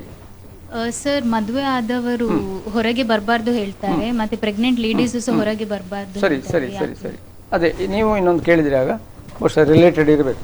ಸರ್, ಅದೇ ಊಟ ಮಾಡೋದು, ಲೈಕ್ ಪರ್ಟಿಕ್ಯುಲರ್ ಟೈಮಲ್ಲೇ ಊಟ ಮಾಡಬೇಕು, ಅದಾದ್ಮೇಲೆ ಊಟ ಮಾಡಿದ್ರೆ ಹೆಲ್ತ್ಗೆ ಎಫೆಕ್ಟ್ ಆಗುತ್ತೆ ಅಂತೆಲ್ಲ. ನೋಡಿ, ಈ ವಿಷಯಗಳಿಗೆ, ಈ ಪ್ರಶ್ನೆಗಳಿಗೆ ಉತ್ತರ ಕೊಡೋದಾದರೆ, ನಮಗೆ ಬಹುಶಃ ಭೂಮಿಯಲ್ಲಿದ್ದವರೆಲ್ಲರಿಗೂ ಹೆಚ್ಚಿನವರಿಗೆ ಗೊತ್ತಿದೆ, ನಾವು ಬದುಕಬೇಕಾದ್ರೆ ಸೂರ್ಯ ಬೇಕು. ಸೂರ್ಯನ ದೇವರು ಅಂತಲ್ಲ, ಸೂರ್ಯನ ಬೆಳಕಿಂದಲೇ ಇಲ್ಲಿ ಆಹಾರ ಉತ್ಪತ್ತಿ ಆಗುವಂಥದ್ದು, ಹೌದಲ್ಲ, ಬೇರೆ ಬೇರೆ ರೀತಿಯಲ್ಲಿ. ಸೊ ಬದುಕುವುದಕ್ಕೆ ಸೂರ್ಯ ಅಗತ್ಯ ಅಂತ ಆದ ಕೂಡಲೇ ಸೂರ್ಯ ಒಂದು ದೊಡ್ಡ ವಿಚಾರ, ಬೇಕಾದ್ದೇ. ಹಾಗಾಗಿ ಸೂರ್ಯನಿಗೆ ಏನೋ ಆಗ್ತದೆ ಅಂತ ನನಗೆ ಆಗ ಹೇಳಿದೆಲ್ಲ, ವಿವರಣೆ ಕೊಟ್ಟೆ. ಸೂರ್ಯನೇ ಮರೆಯಾಗುವುದು, ಯಾವ ಹಗಲಲ್ಲಿ ಕಾಣ್ತಾ ಇರೋ ಸೂರ್ಯ ಮರೆಯಾಗ್ತಂತ. ಜನ ಏನು ತಿಳ್ಕೊಂಡ್ರು, ಸೂರ್ಯನಿಗೆ ಏನೋ ಆಗ್ತಾ ಇದೆ ಅಂತ. ಸೊ ಸೂರ್ಯನಿಗೆ ಏನಾದರೂ ಆಗ್ತದೆ ಅಂತ ಹೇಳುವಾಗ ಗಮನಿಸಿ, ನಮ್ಮಲ್ಲಿ ಈಗ ನಮ್ಮ ಭಾರತೀಯ ಪ್ರದೇಶದಲ್ಲಿ ಇರುವಂಥ ಪದ್ಧತಿಗಳಲ್ಲಿ ನಮಗೆ ಯಾರಿಗೆ ಕಷ್ಟ ಆಗಲಿ ಅಥವಾ ದೇವರಿಗೆ ಕಷ್ಟ ಆಗಲಿ, ನಾವು ಒಂದು ಪ್ರಾರ್ಥನೆ ಮಾಡುವುದು, ಉಪವಾಸ ಮಾಡುವುದು, ಆಹಾರ ತೆಗೆದುಕೊಳ್ಳದೇ ಇರುವುದು, ಇದೊಂದು ಪ್ರತೀತಿಯಲ್ಲಿ ಇರುವಂಥದ್ದು. ಬೇಕೋ ಬೇಡೋ ಅದು ವಿಷಯ ಬೇರೆ, ನಂಬುವವರು ನಂಬ್ತಾರೆ. ಹಾಗಾಗಿ ಈಗ ಸೂರ್ಯನಿಗೂ ಹೀಗೆ ಆದಾಗ ಅದರಿಂದ ವಿಮೋಚನೆ ಆಗಬೇಕು ಸೂರ್ಯನಿಗೆ, ನಮಗೆ ಸೂರ್ಯ ಬೇಕು ಎನ್ನುವ ರೀತಿಯಲ್ಲಿ ಪ್ರಾರ್ಥನೆ, ಸಾಮೂಹಿಕ ಪ್ರಾರ್ಥನೆ ಇರ್ಬೋದು, ಉಪವಾಸ ಮಾಡುವುದು, ಬೇರೆ ಬೇರೆ ಇಂಥ ಧಾರ್ಮಿಕ ಕೆಲಸಗಳನ್ನು ಮಾಡ್ತಾರೆ, ಸಾಂಸ್ಕೃತಿಕ ಧಾರ್ಮಿಕ ಕೆಲಸಗಳನ್ನು. ಆದರೆ ಈಗ ನಮಗೆ ಇಷ್ಟು ವರ್ಷಗಳಲ್ಲಿ ಗ್ರಹಣದ ಏನದು ಗೊತ್ತಾಗಿದೆ. ಈಗ ಮಾತ್ರ ಅಲ್ಲ ನೋಡಿ, ಸುಮಾರು ಕ್ರಿಸ್ತ ಶಕ 600 ವರ್ಷದ ಸುತ್ತಮುತ್ತ, 600 ಇಸ್ವಿ ಸುತ್ತಮುತ್ತ ಆರ್ಯಭಟ, ವರಾಹಮಿಹಿರ ಇತ್ಯಾದಿ ಖಗೋಳಶಾಸ್ತ್ರಜ್ಞರು, ಅದೇ ಆಕಾಶವನ್ನು ನೋಡಿ ಅರ್ಥ ಮಾಡುವವರು ಭಾರತದಲ್ಲಿ ಇದ್ದರು. ಅವರೇ ಆ ಕಾಲದಲ್ಲಿ ಹೇಳಿದ್ದಾರೆ, ಗ್ರಹಣ ಕಾಲದಲ್ಲಿ ಏನು ಆಗೋದಿಲ್ಲ, ಯಾರು ಏನು ಹೆದರಬೇಕಾಗಿಲ್ಲ, ಇದು ಒಂದು ಬೆಳಕು ನೆರಳಿನ ಆಟ ಅಂತ ಆಗಲೇ ಹೇಳಿದ್ದಾರೆ. ಆದರೆ ಅವರು ಹೇಳಿದ್ರು ಅಂತ ಕೂಡ ಎಲ್ಲರಿಗೆ ಗೊತ್ತಾಗಬೇಕು, ಮತ್ತೆ ಹುಟ್ಟಿದವರು ಗೊತ್ತಾಗಬೇಕು ಅಂತ ಏನಿಲ್ಲ. ಜನರಲ್ಲಿ ಆ ಪ್ರಶ್ನೆ ಇರ್ತೇ ಇರ್ತದೆ. ಹಾಗಾಗಿ ನಾವೇನು ಮಾಡ್ತೇವೆ, ಅಂಥ ಆಚರಣೆಗಳನ್ನು ಮುಂದುವರಿಸ್ತೇವೆ. ಯಾರಿಗೆ, ಎಲ್ಲಿವರೆಗೆ, ನಮಗೆ ಅದರ ತಿಳುವಳಿಕೆ ಗೊತ್ತಾಗುವಲ್ಲಿವರೆಗೆ. ಆದರೆ ಜನ ಅದನ್ನು ಅರ್ಥ ಮಾಡಿಕೊಳ್ಳೋದಕ್ಕೆ ಹೊರಡದಾಗ, ವಿಷಯಗಳು ಗೊತ್ತಾಗದಿದ್ದಾಗ ಅದೇ ಧಾರ್ಮಿಕ ಆಚರಣೆಗಳು ಮುಂದುವರಿಸ್ತದೆ. ಇಲ್ಲಾಂದರೆ ಸಹಜವಾಗಿ ಉಪವಾಸ ಇತ್ಯಾದಿಗಳು ಬೇಕಾಗಿಲ್ಲ. ಭಕ್ತಿಯಿಂದ ಮಾಡೋರು ಮಾಡಲಿ, ತೊಂದರೆ ಇಲ್ಲ, ಅದರಲ್ಲಿ ತೊಂದರೆ ಇಲ್ಲ. ಮತ್ತು ಅದೇ ಭಯದಲ್ಲಿ ಬಾಣಂತಿ ಅಥವಾ ಏನು ಪ್ರೆಗ್ನೆಂಟ್ ವಿಮೆನ್ ಅಂತ ಹೇಳಿದ್ರಲ್ಲ, ಅಂದರೆ ಒಂದು ಸೂಕ್ಷ್ಮ ವಿಚಾರ, ಎರಡು ಜೀವಗಳು ಒಟ್ಟಿಗೆ ಇರುವಾಗ ಏನು ತೊಂದರೆ ಆಗಬಾರ್ದು ಅಂತ ಹೇಳ್ಕೊಂಡು ಭಾವಿಸ್ಕೊಂಡು ಮೊದಲಿಂದ ಅದೇನು ಕಿರಣಗಳು ಬರ್ಬೋದು ಈ ಥರ, ಅಂದರೆ ನಮಗೆ ವಿಚಾರ ಇಲ್ಲದೆ, ನಾನು ಮೂಢ ಅಂತ ಹೇಳೋದಿಲ್ಲ, ವಿಷಯಗಳು ಗೊತ್ತಿಲ್ಲದೆ ಇರುವಾಗ ಆಗೇನಾಗ್ತದೆ ಜಾಗ್ರತೆಗೋಸ್ಕರ ಅಂಥ ಒಂದು ಪ್ರಕ್ರಿಯೆ ಬಂತು. ಹಾಗಾಗಿ ರಿಸ್ಕ್ ಬೇಡ ಅಂತ ಹೇಳಿಕೊಂಡು ಜನ ಹೊರಗೆ ಬರೋದಿಲ್ಲ. ತಿಳ್ಕೊಳ್ಬೇಕು ಅಂತ ಇದ್ದವರಿಗೆ ಏನಾಗೋದಿಲ್ಲ, ಅವ್ರು ನೋಡ್ಬೋದು, ನೋಡಿದ ಮೇಲೆ ವಿಷಯ ತಿಳ್ಕೊಳ್ಬೋದು. ಸರಿ ಅಲ್ವಾ? ಸ್ಪಷ್ಟ ಆಯ್ತಲ್ಲ? ಹಾಂ ಸರ್, ಹೇಳುವ ಪ್ರಕಾರ ಪ್ರೆಗ್ನೆಂಟ್ ಲೇಡೀಸ್ ಹೊರಗೆ ಬಂದು ನೋಡಿದ್ರೆ ಆ ಹೊಟ್ಟೆಯಲ್ಲಿರುವ ಮಗು ಸಾಯ್ತದೆ ಅಂತ ಹೇಳ್ತಾರೆ. ಅದೇ ಅದೇ ಅದೇ ನೀವು ಹೇಗೆ ನೋಡಿ, ನೀವು ಪ್ರಶ್ನೆ ಕೇಳಿದ ರೀತಿಯಲ್ಲಿ ಹೇಳುವ ಪ್ರಕಾರ ಅನೇಕರು ಹೇಳ್ತಾರೆ. ಆದರೆ ಎಕ್ಲಿಪ್ಸ್ ದಿನ ಗ್ರಹಣ, ಸೂರ್ಯ ಇರ್ಬೋದು, ಚಂದ್ರಗ್ರಹಣ ಇರ್ಬೋದು, ಒಂದು ಹಾಸ್ಪಿಟಲ್ ನೋಡಿದರೆ ಅಲ್ಲಿ ಹೆರಿಗೆ ವಾರ್ಡ್ನಲ್ಲಿ ಮಕ್ಕಳು ಹುಟ್ಟುತ್ತಾ ಇರ್ತಾರೆ. ಮಕ್ಕಳು ಏನೂ ಆಗೋದಿಲ್ಲ, ಬಯೋಲಾಜಿಕಲ್ ಸ್ಟಡೀಸ್ ಪ್ರಕಾರ ಏನೂ ಆಗಿಲ್ಲ. ಆದರೆ ತಲೆಯಲ್ಲಿ, ನಮ್ಮ ಮನಸ್ಸಿನಲ್ಲಿ ಅಂಥ ವಿಚಾರ ಇದ್ದಾಗ ಏನಾಗ್ತದೆ, ಆ ಗರ್ಭಿಣಿ ಹೆಂಗಸಿಗೆ ಒತ್ತಡ ಏರ್ಪೇರ್ ಆಗ್ಬೋದು ಅಲ್ವಾ, ಈ ಥರ ಚಿಂತನೆ ನನಗೆ ಏನಾಗ್ತದೇನೋ ಅಂತ ಭಾವಿಸಿದರೆ ಆಗ ಹಾಗೆಲ್ಲ ಆಗ್ತದೆ. ಅದು ಏನಾಗ್ತದೆ, ಮನಸ್ಸಿನ ಮೇಲೆ ಪ್ರಭಾವ ಬೀರ್ತದೆ. ಅದು ಅದರಿಂದಲ್ಲ, ಸ್ವಂತ ಚಿಂತನೆಯಿಂದ. ಈಗ ನೋಡಿ, ನಾವು ಎಷ್ಟೇ ಇದರಲ್ಲಿ ಫೋರ್ಸ್ ಮಾಡೋ ವಿಷಯ ಇಲ್ಲ, ನೋಡಿರಿ ಬನ್ನಿ ಏನೂ ಆಗೋದಿಲ್ಲ ಅಂತ ಹೇಳಿದರೆ, ನಮ್ಮ ಮನಸ್ಸಿನ ವಿಚಾರ, ನಮ್ಮಲ್ಲಿ ಎಜುಕೇಷನ್ ಎನ್ನುವುದು ಶಿಕ್ಷಣ ರೂಪದಲ್ಲಿ ವಿಷಯ ಗೊತ್ತಾಗದಿದ್ದಾಗ ಆ ಅಳುಕು ಇದ್ದೇ ಇರ್ತದೆ, ಹೌದಲ್ಲ? ಈಗ ಒಂದು ರಸ್ತೆ ದಾಟುವಾಗಲೂ ಅದು 4 ವೇಯ 6 ವೇಯ ಅಂತ ರಸ್ತೆಯಲ್ಲಿ ದಾಟಿಸುವಾಗ ನಾವು ಎಷ್ಟೇ ಅನುಭವ ಇದ್ದರೂ ಕ್ರಾಸ್ ಮಾಡೋಗೊಮ್ಮೆ ಅಳುಕು ಆಗ್ತಾ ಇಲ್ವ, ವೇಗವಾಗಿ ಬರುವ ವಾಹನ ನೋಡಿದರೆ. ಆಗ ನಮ್ಮ ಅನುಭವವನ್ನು ಉಪಯೋಗಿಸ್ಕೊಂಡು ನಾವು ದಾಟ್ತೇವೆ. ಈ ರೀತಿ ಜೀವನದಲ್ಲಿ ಇಂಥ ಕೆಲಸಗಳು ನಡೀತವೆ. ಜನರು ಅವರವರಾಗಿ ತಿಳ್ಕೊಳ್ತಾ ಹೋಗಬೇಕಾಗ್ತದೆ. ಇಂಥ ಕಾರ್ಯಕ್ರಮಗಳು ಕೂಡ ಇರುವುದು ಯಾಕೆ, ಜನರಲ್ಲಿ ತಿಳುವಳಿಕೆ ಮೂಡಲಿ ಅಂತ. ನಾವು ಕೂಡ ಅದೇ ಕೆಲಸವನ್ನು ಮಾಡ್ತಾ ಇದ್ದೇವೆ. ಮತ್ತೆ ಚಂದ್ರಗ್ರಹಣ ಆಗುವ ದಿನ ನಾವು ಚಂದ್ರನನ್ನು ಬರೀ ಕಣ್ಣಲ್ಲಿ ಯಾಕೆ ನೋಡ್ಬೋದು? ಅದೇ ನೋಡಿ, ಸಾಮಾನ್ಯ ಇದು ಹೆಚ್ಚು ಪ್ರಚಲಿತ ಇರುವುದು ಸೂರ್ಯಗ್ರಹಣಕ್ಕೆ. ನೋಡಿ ತಿಳ್ಕೊಳ್ಳಿ, ಸೂರ್ಯ ದೊಡ್ಡದಾಗಿದೆ, ಒಂದು ದೊಡ್ಡ ಒಂದು ನಕ್ಷತ್ರ ಅಲ್ವಾ. ನಾವು ಎಂದಾದರೂ ಹಗಲಿನಲ್ಲಿ ಆಗಲಿ ಸೂರ್ಯ ನೇರ ಬರಿ ಕಣ್ಣಿಂದ ನೋಡಿದುಂಟಾ? ನೋಡ್ಲಿಕ್ಕೆ ಆಗ್ತದ? ನೋಡ್ಲಿಕ್ಕೆ ಪ್ರಯತ್ನ ಪಟ್ಟರು ಕೂಡ ಏನಾಗ್ತದೆ, ಒಮ್ಮೆ ರೆಪ್ಪೆ ಕೂಡಲೇ ಮುಚ್ಚಿ ಹೋಗ್ತದೆ. ಒಂದು ಕ್ಷಣ, ಅಂದರೆ 1 ಸೆಕೆಂಡಿಂದ ಕಡಿಮೆ ನೋಡಿದ ಕೂಡಲೇ ಕಣ್ಣು ಮುಚ್ಚಿ ಹೋಗ್ತದೆ. ಅಂದರೆ ಅರ್ಥ ಏನು, ಅಷ್ಟೊಂದು ಪ್ರಖರವಾದ ಬೆಳಕನ್ನು ನಮ್ಮ ಕಣ್ಣಿಗೆ ಸದಾ ನೋಡುವುದಕ್ಕೆ ಆಗೋದಿಲ್ಲ. ನಮ್ಮ ಕಣ್ಣಿರುವುದು ನ್ಯಾಚುರಲ್ ಆಗಿ ಡಿಫ್ಯೂಸ್ಡ್, ಅಂದರೆ ನೇರ ಬೆಳಕಲ್ಲ, ಡಿಫ್ಯೂಸ್ ಅಂದರೆ ಪಸರಿದ ಬೆಳಕಿದೆ, ಅದನ್ನು ನೋಡೋದು. ಈಗ ನೋಡಿ, ಸೂರ್ಯ ಹಗಲಲ್ಲಿ ಸೂರ್ಯ ಇದ್ದರೂ ಕೂಡ ಒಳಗೆ ಮನೆಯೊಳಗೆ ಬೆಳಕಿರ್ತಲ್ಲ ಅಲ್ವಾ, ಸೂರ್ಯ ಬೆಳಕು ನೇರ ಬೀಳೋದ್ರು ಕೂಡ ಅದಕ್ಕೆ ಡಿಫ್ಯೂಸ್ ಲೈಟ್ ಹೇಳ್ತಾರೆ, ಸರಿ ಅಲ್ವಾ?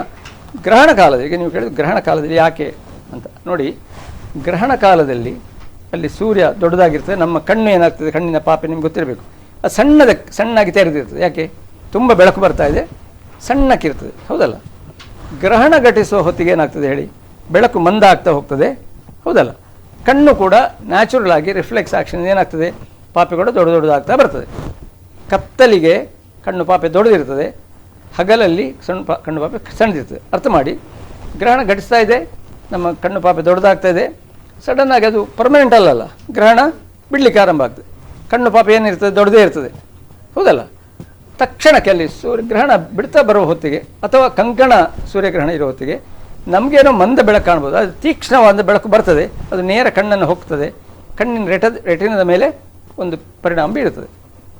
ನಾನು ಉದಾಹರಣೆ ಹೇಳೋದಾದರೆ, ಹಗಲಲ್ಲಿ ನೀವು ಒಂದು ವೇಳೆ ಸೂರ್ಯನ ಬೇರೆ ದಿನ ನೋಡ್ಲಿಕ್ಕೆ ಹೋದರೆ, ನೋಡಿದ ತಕ್ಷಣ ನೀವು ಈ ಕಡೆ ನೋಡೋಕೆ ನಿಮಗೆ ಅಲ್ಲಿ ಕಪ್ಪು ಕಪ್ಪು ಕಾಣುತ್ತಲ್ಲ, ಯಾಕೆ?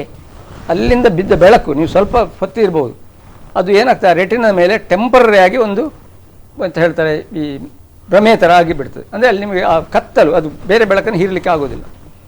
ಅದೇ ಒಂದು ವೇಳೆ ಗ್ರಹಣ ಕಾಲದಲ್ಲಿ ನಾವು ಪೂರ್ತಿಯಾಗಿ ನೋಡಿದರೆ ಏನಾಗ್ತಿತ್ತು, ಪರ್ಮನೆಂಟಾಗಿ ರೆಟಿನ ಡ್ಯಾಮೇಜ್ ಆಗ್ತದೆ. ಅದು ಗ್ರಹಣದಿಂದ ಅಲ್ಲ, ನಮ್ಮ ಕಣ್ಣು ತೆರೆದಿರುವ ಕಾರಣ ಮತ್ತು ಬೆಳಕು ತೀಕ್ಷ್ಣವಾಗಿ ಹೊಕ್ಕುವ ಕಾರಣ ಕಂಕಣ ಸೂರ್ಯಗ್ರಹಣ ಅಥವಾ ಗ್ರಹಣ ಬಿಡುವ ಹೊತ್ತಿಗೆ ಬೆಳಕು ನೇರವಾಗಿ ಕಣ್ಣಿನೊಳಗೆ ಬರ್ತದೆ, ನಮ್ಗೆ ಗೊತ್ತೇ ಆಗೋದಿಲ್ಲ, ಅಷ್ಟರೊಳಗೆ ಕಣ್ಣು ಕೂಡಲೇ ಮುಚ್ಚಿಕೊಳ್ಳೋದಿಲ್ಲ. ಇದೆಲ್ಲ ನಮ್ಮ ಪ್ರಾಕೃತಿಕ ಒಂದು ರಚನೆ. ಅದು ಯಾರಿಗೋ ಹಾಗೆ ಆಗಿರಬೇಕು, ಕಣ್ಣು ಕುರುಡಾಗಿರ್ಬೋದು ಅಥವಾ ಡ್ಯಾಮೇಜ್ ಆಗಿರ್ಬೋದು.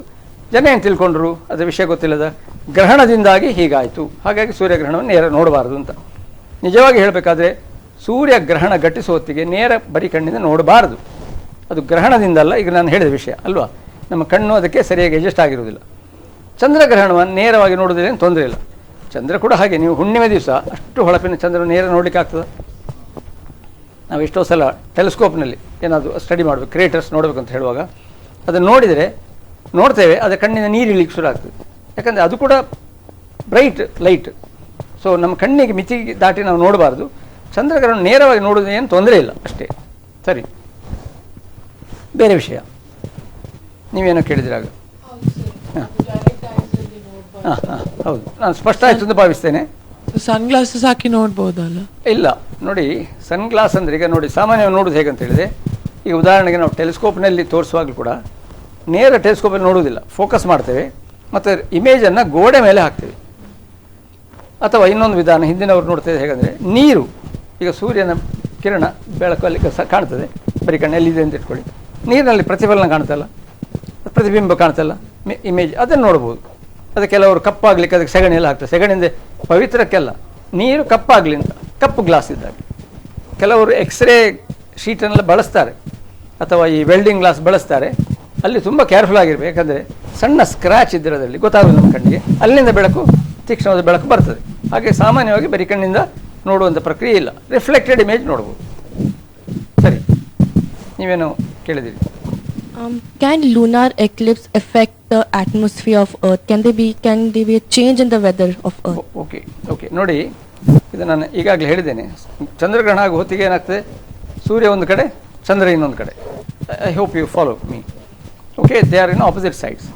ಈ ಆಪೋಸಿಟ್ ಸೈಡ್ ಪ್ರತಿ ತಿಂಗಳಲ್ಲಿ ಒಮ್ಮೆ ಆಗ್ತದೆ. ಪ್ರತಿ ತಿಂಗಳಲ್ಲಿ ಹುಣ್ಣಿಮೆ ದಿವಸ ಚಂದ್ರ ಆ ಕಡೆ, ಸೂರ್ಯ ಈ ಕಡೆ. ಗ್ರಹಣ ಆಗೋದಿಲ್ಲ, ಯಾಕಂದರೆ ಭೂಮಿಯ ನೆರಳದ ಮೇಲೆ ಬೀಳುವುದಿಲ್ಲ ಅಷ್ಟೇ. ಅಂದರೆ ಇಲ್ಲಿ ಪೊಸಿಷನಲ್ಲಿ ಸ್ವಲ್ಪ ವ್ಯತ್ಯಾಸ ಅಷ್ಟೇ, ಒಂದು ಸ್ವಲ್ಪ ಆ ಕಡೆ ಸೌತ್ ಕಡೆಗೆ ಅಥವಾ ಸ್ವಲ್ಪ ಈ ಕಡೆ ನಾರ್ತ್ ಕಡೆಗೆ ಇರ್ತದೆ. ಆದರೆ ಆ ಹುಣ್ಣಿಮೆ ದಿವಸಗಳಲ್ಲಿ ಏನು ಆಗೋದಿಲ್ಲವೋ ಅದು ಗ್ರಹಣ ಕಾಲದಲ್ಲಿ ಏನು ಆಗೋದಿಲ್ಲ. ಆದರೆ ಜನ ಭಯದಿಂದ ತಿಳ್ಕೊಳ್ತಾರೆ, ಅದರಿಂದಾಗಿ ಪ್ರಭಾವ ಬೀಳ್ತದೆ, ಅಟ್ಮಾಸ್ಫಿಯರ್ ಬದಲಾವಣೆ ಆಗ್ತದೆ, ಇಂಥದ್ದೇನು ಕೂಡ ಆಗೋದಿಲ್ಲ. ಯಾಕಂದರೆ ಸ್ಟಡೀಸ್ ಮಾಡಿದ್ದಾರೆ ಇದನ್ನೆಲ್ಲ, ಸಾಕಷ್ಟು ಬಯಾಲಜಿಕಲ್ ಸ್ಟಡೀಸ್, ಫಿಸಿಕಲ್ ಸ್ಟಡೀಸ್ ಎಲ್ಲ ಆಗಿದೆ. ಅದರ ಪ್ರಕಾರ ಏನು ಘಟಿಸುವುದಿಲ್ಲ. ನೋಡಿ, ನಮ್ಮಲ್ಲಿ ಒಂದು ವಿಚಾರ, ಮನುಷ್ಯನಿಗೆ ಮನಸ್ಸು ಎನ್ನುವುದು ಒಂದು ದೊಡ್ಡ ವಿಚಾರ. ಈ ಮನಸ್ಸಿನಲ್ಲಿ ಏನು ಬಿತ್ತಿದ್ರು ಕೂಡ ಅದು ಏನು ಮಾಡ್ತದೆ, ಅದೇ ನಮ್ಮ ತಲೆಯಲ್ಲಿ ಬರ್ತದೆ. ಅದು ಹೌದಲ್ಲ? ಈಗ ನಾವು ನೋಡುವಾಗಲೂ ಏನೋ ನೋಡ್ತೇವೆ, ಮನಸ್ಸಿನ ಮೂಲಕ ನೋಡ್ತೇವೆ. ನಾವು ಮನಸ್ಸಲ್ಲಿ ಏನು ಗ್ರಹಿಸ್ತೇವೋ ಅದಕ್ಕೆ ಸರಿಯಾಗಿ ನಮ್ಮ ವಿಚಾರ ಇರ್ತದೆ. ಭಯಪಟ್ಟರೆ ಭಯ ಉಳಿತದೆ, ಅಲ್ಲಿ ಏನು ಘಟಿಸದೇ ಇರ್ಬೋದು ಅಲ್ವಾ? ಅದೇ ರೀತಿಯಲ್ಲಿ ಇಂಥ ಘಟನೆಗಳು ಆಗುವಾಗ ಬೇರೆಯವರು ಹೇಳಿದ್ದು, ಇನ್ನೊಬ್ಬರ ಅನುಭವ, ಇದನ್ನು ನೋಡುವಾಗ ನಾವು ತಿಳ್ಕೊಳ್ಳಿಕ್ಕೆ ಹೋಗೋದು ಏನಾಗ್ತದೆ, ಓ ಇದೇ ಸರಿ, ಅವರು ಹೇಳೋದೇ ಸರಿ ಅಂತ ಭಾವಿಸ್ತೇವೆ. ಅದಕ್ಕೋಸ್ಕರ ವೀಕ್ಷಣೆ ಮಾಡಬೇಕು, ಮಾಡುವ ರೀತಿಯಲ್ಲಿ ಮಾಡಬೇಕು ಅಂತ ನಾನು ಹೇಳ್ತಾ ಈಗ ಸದ್ಯಕ್ಕೆ ಮಾತನ್ನು ನಿಲ್ಲಿಸೋಣ.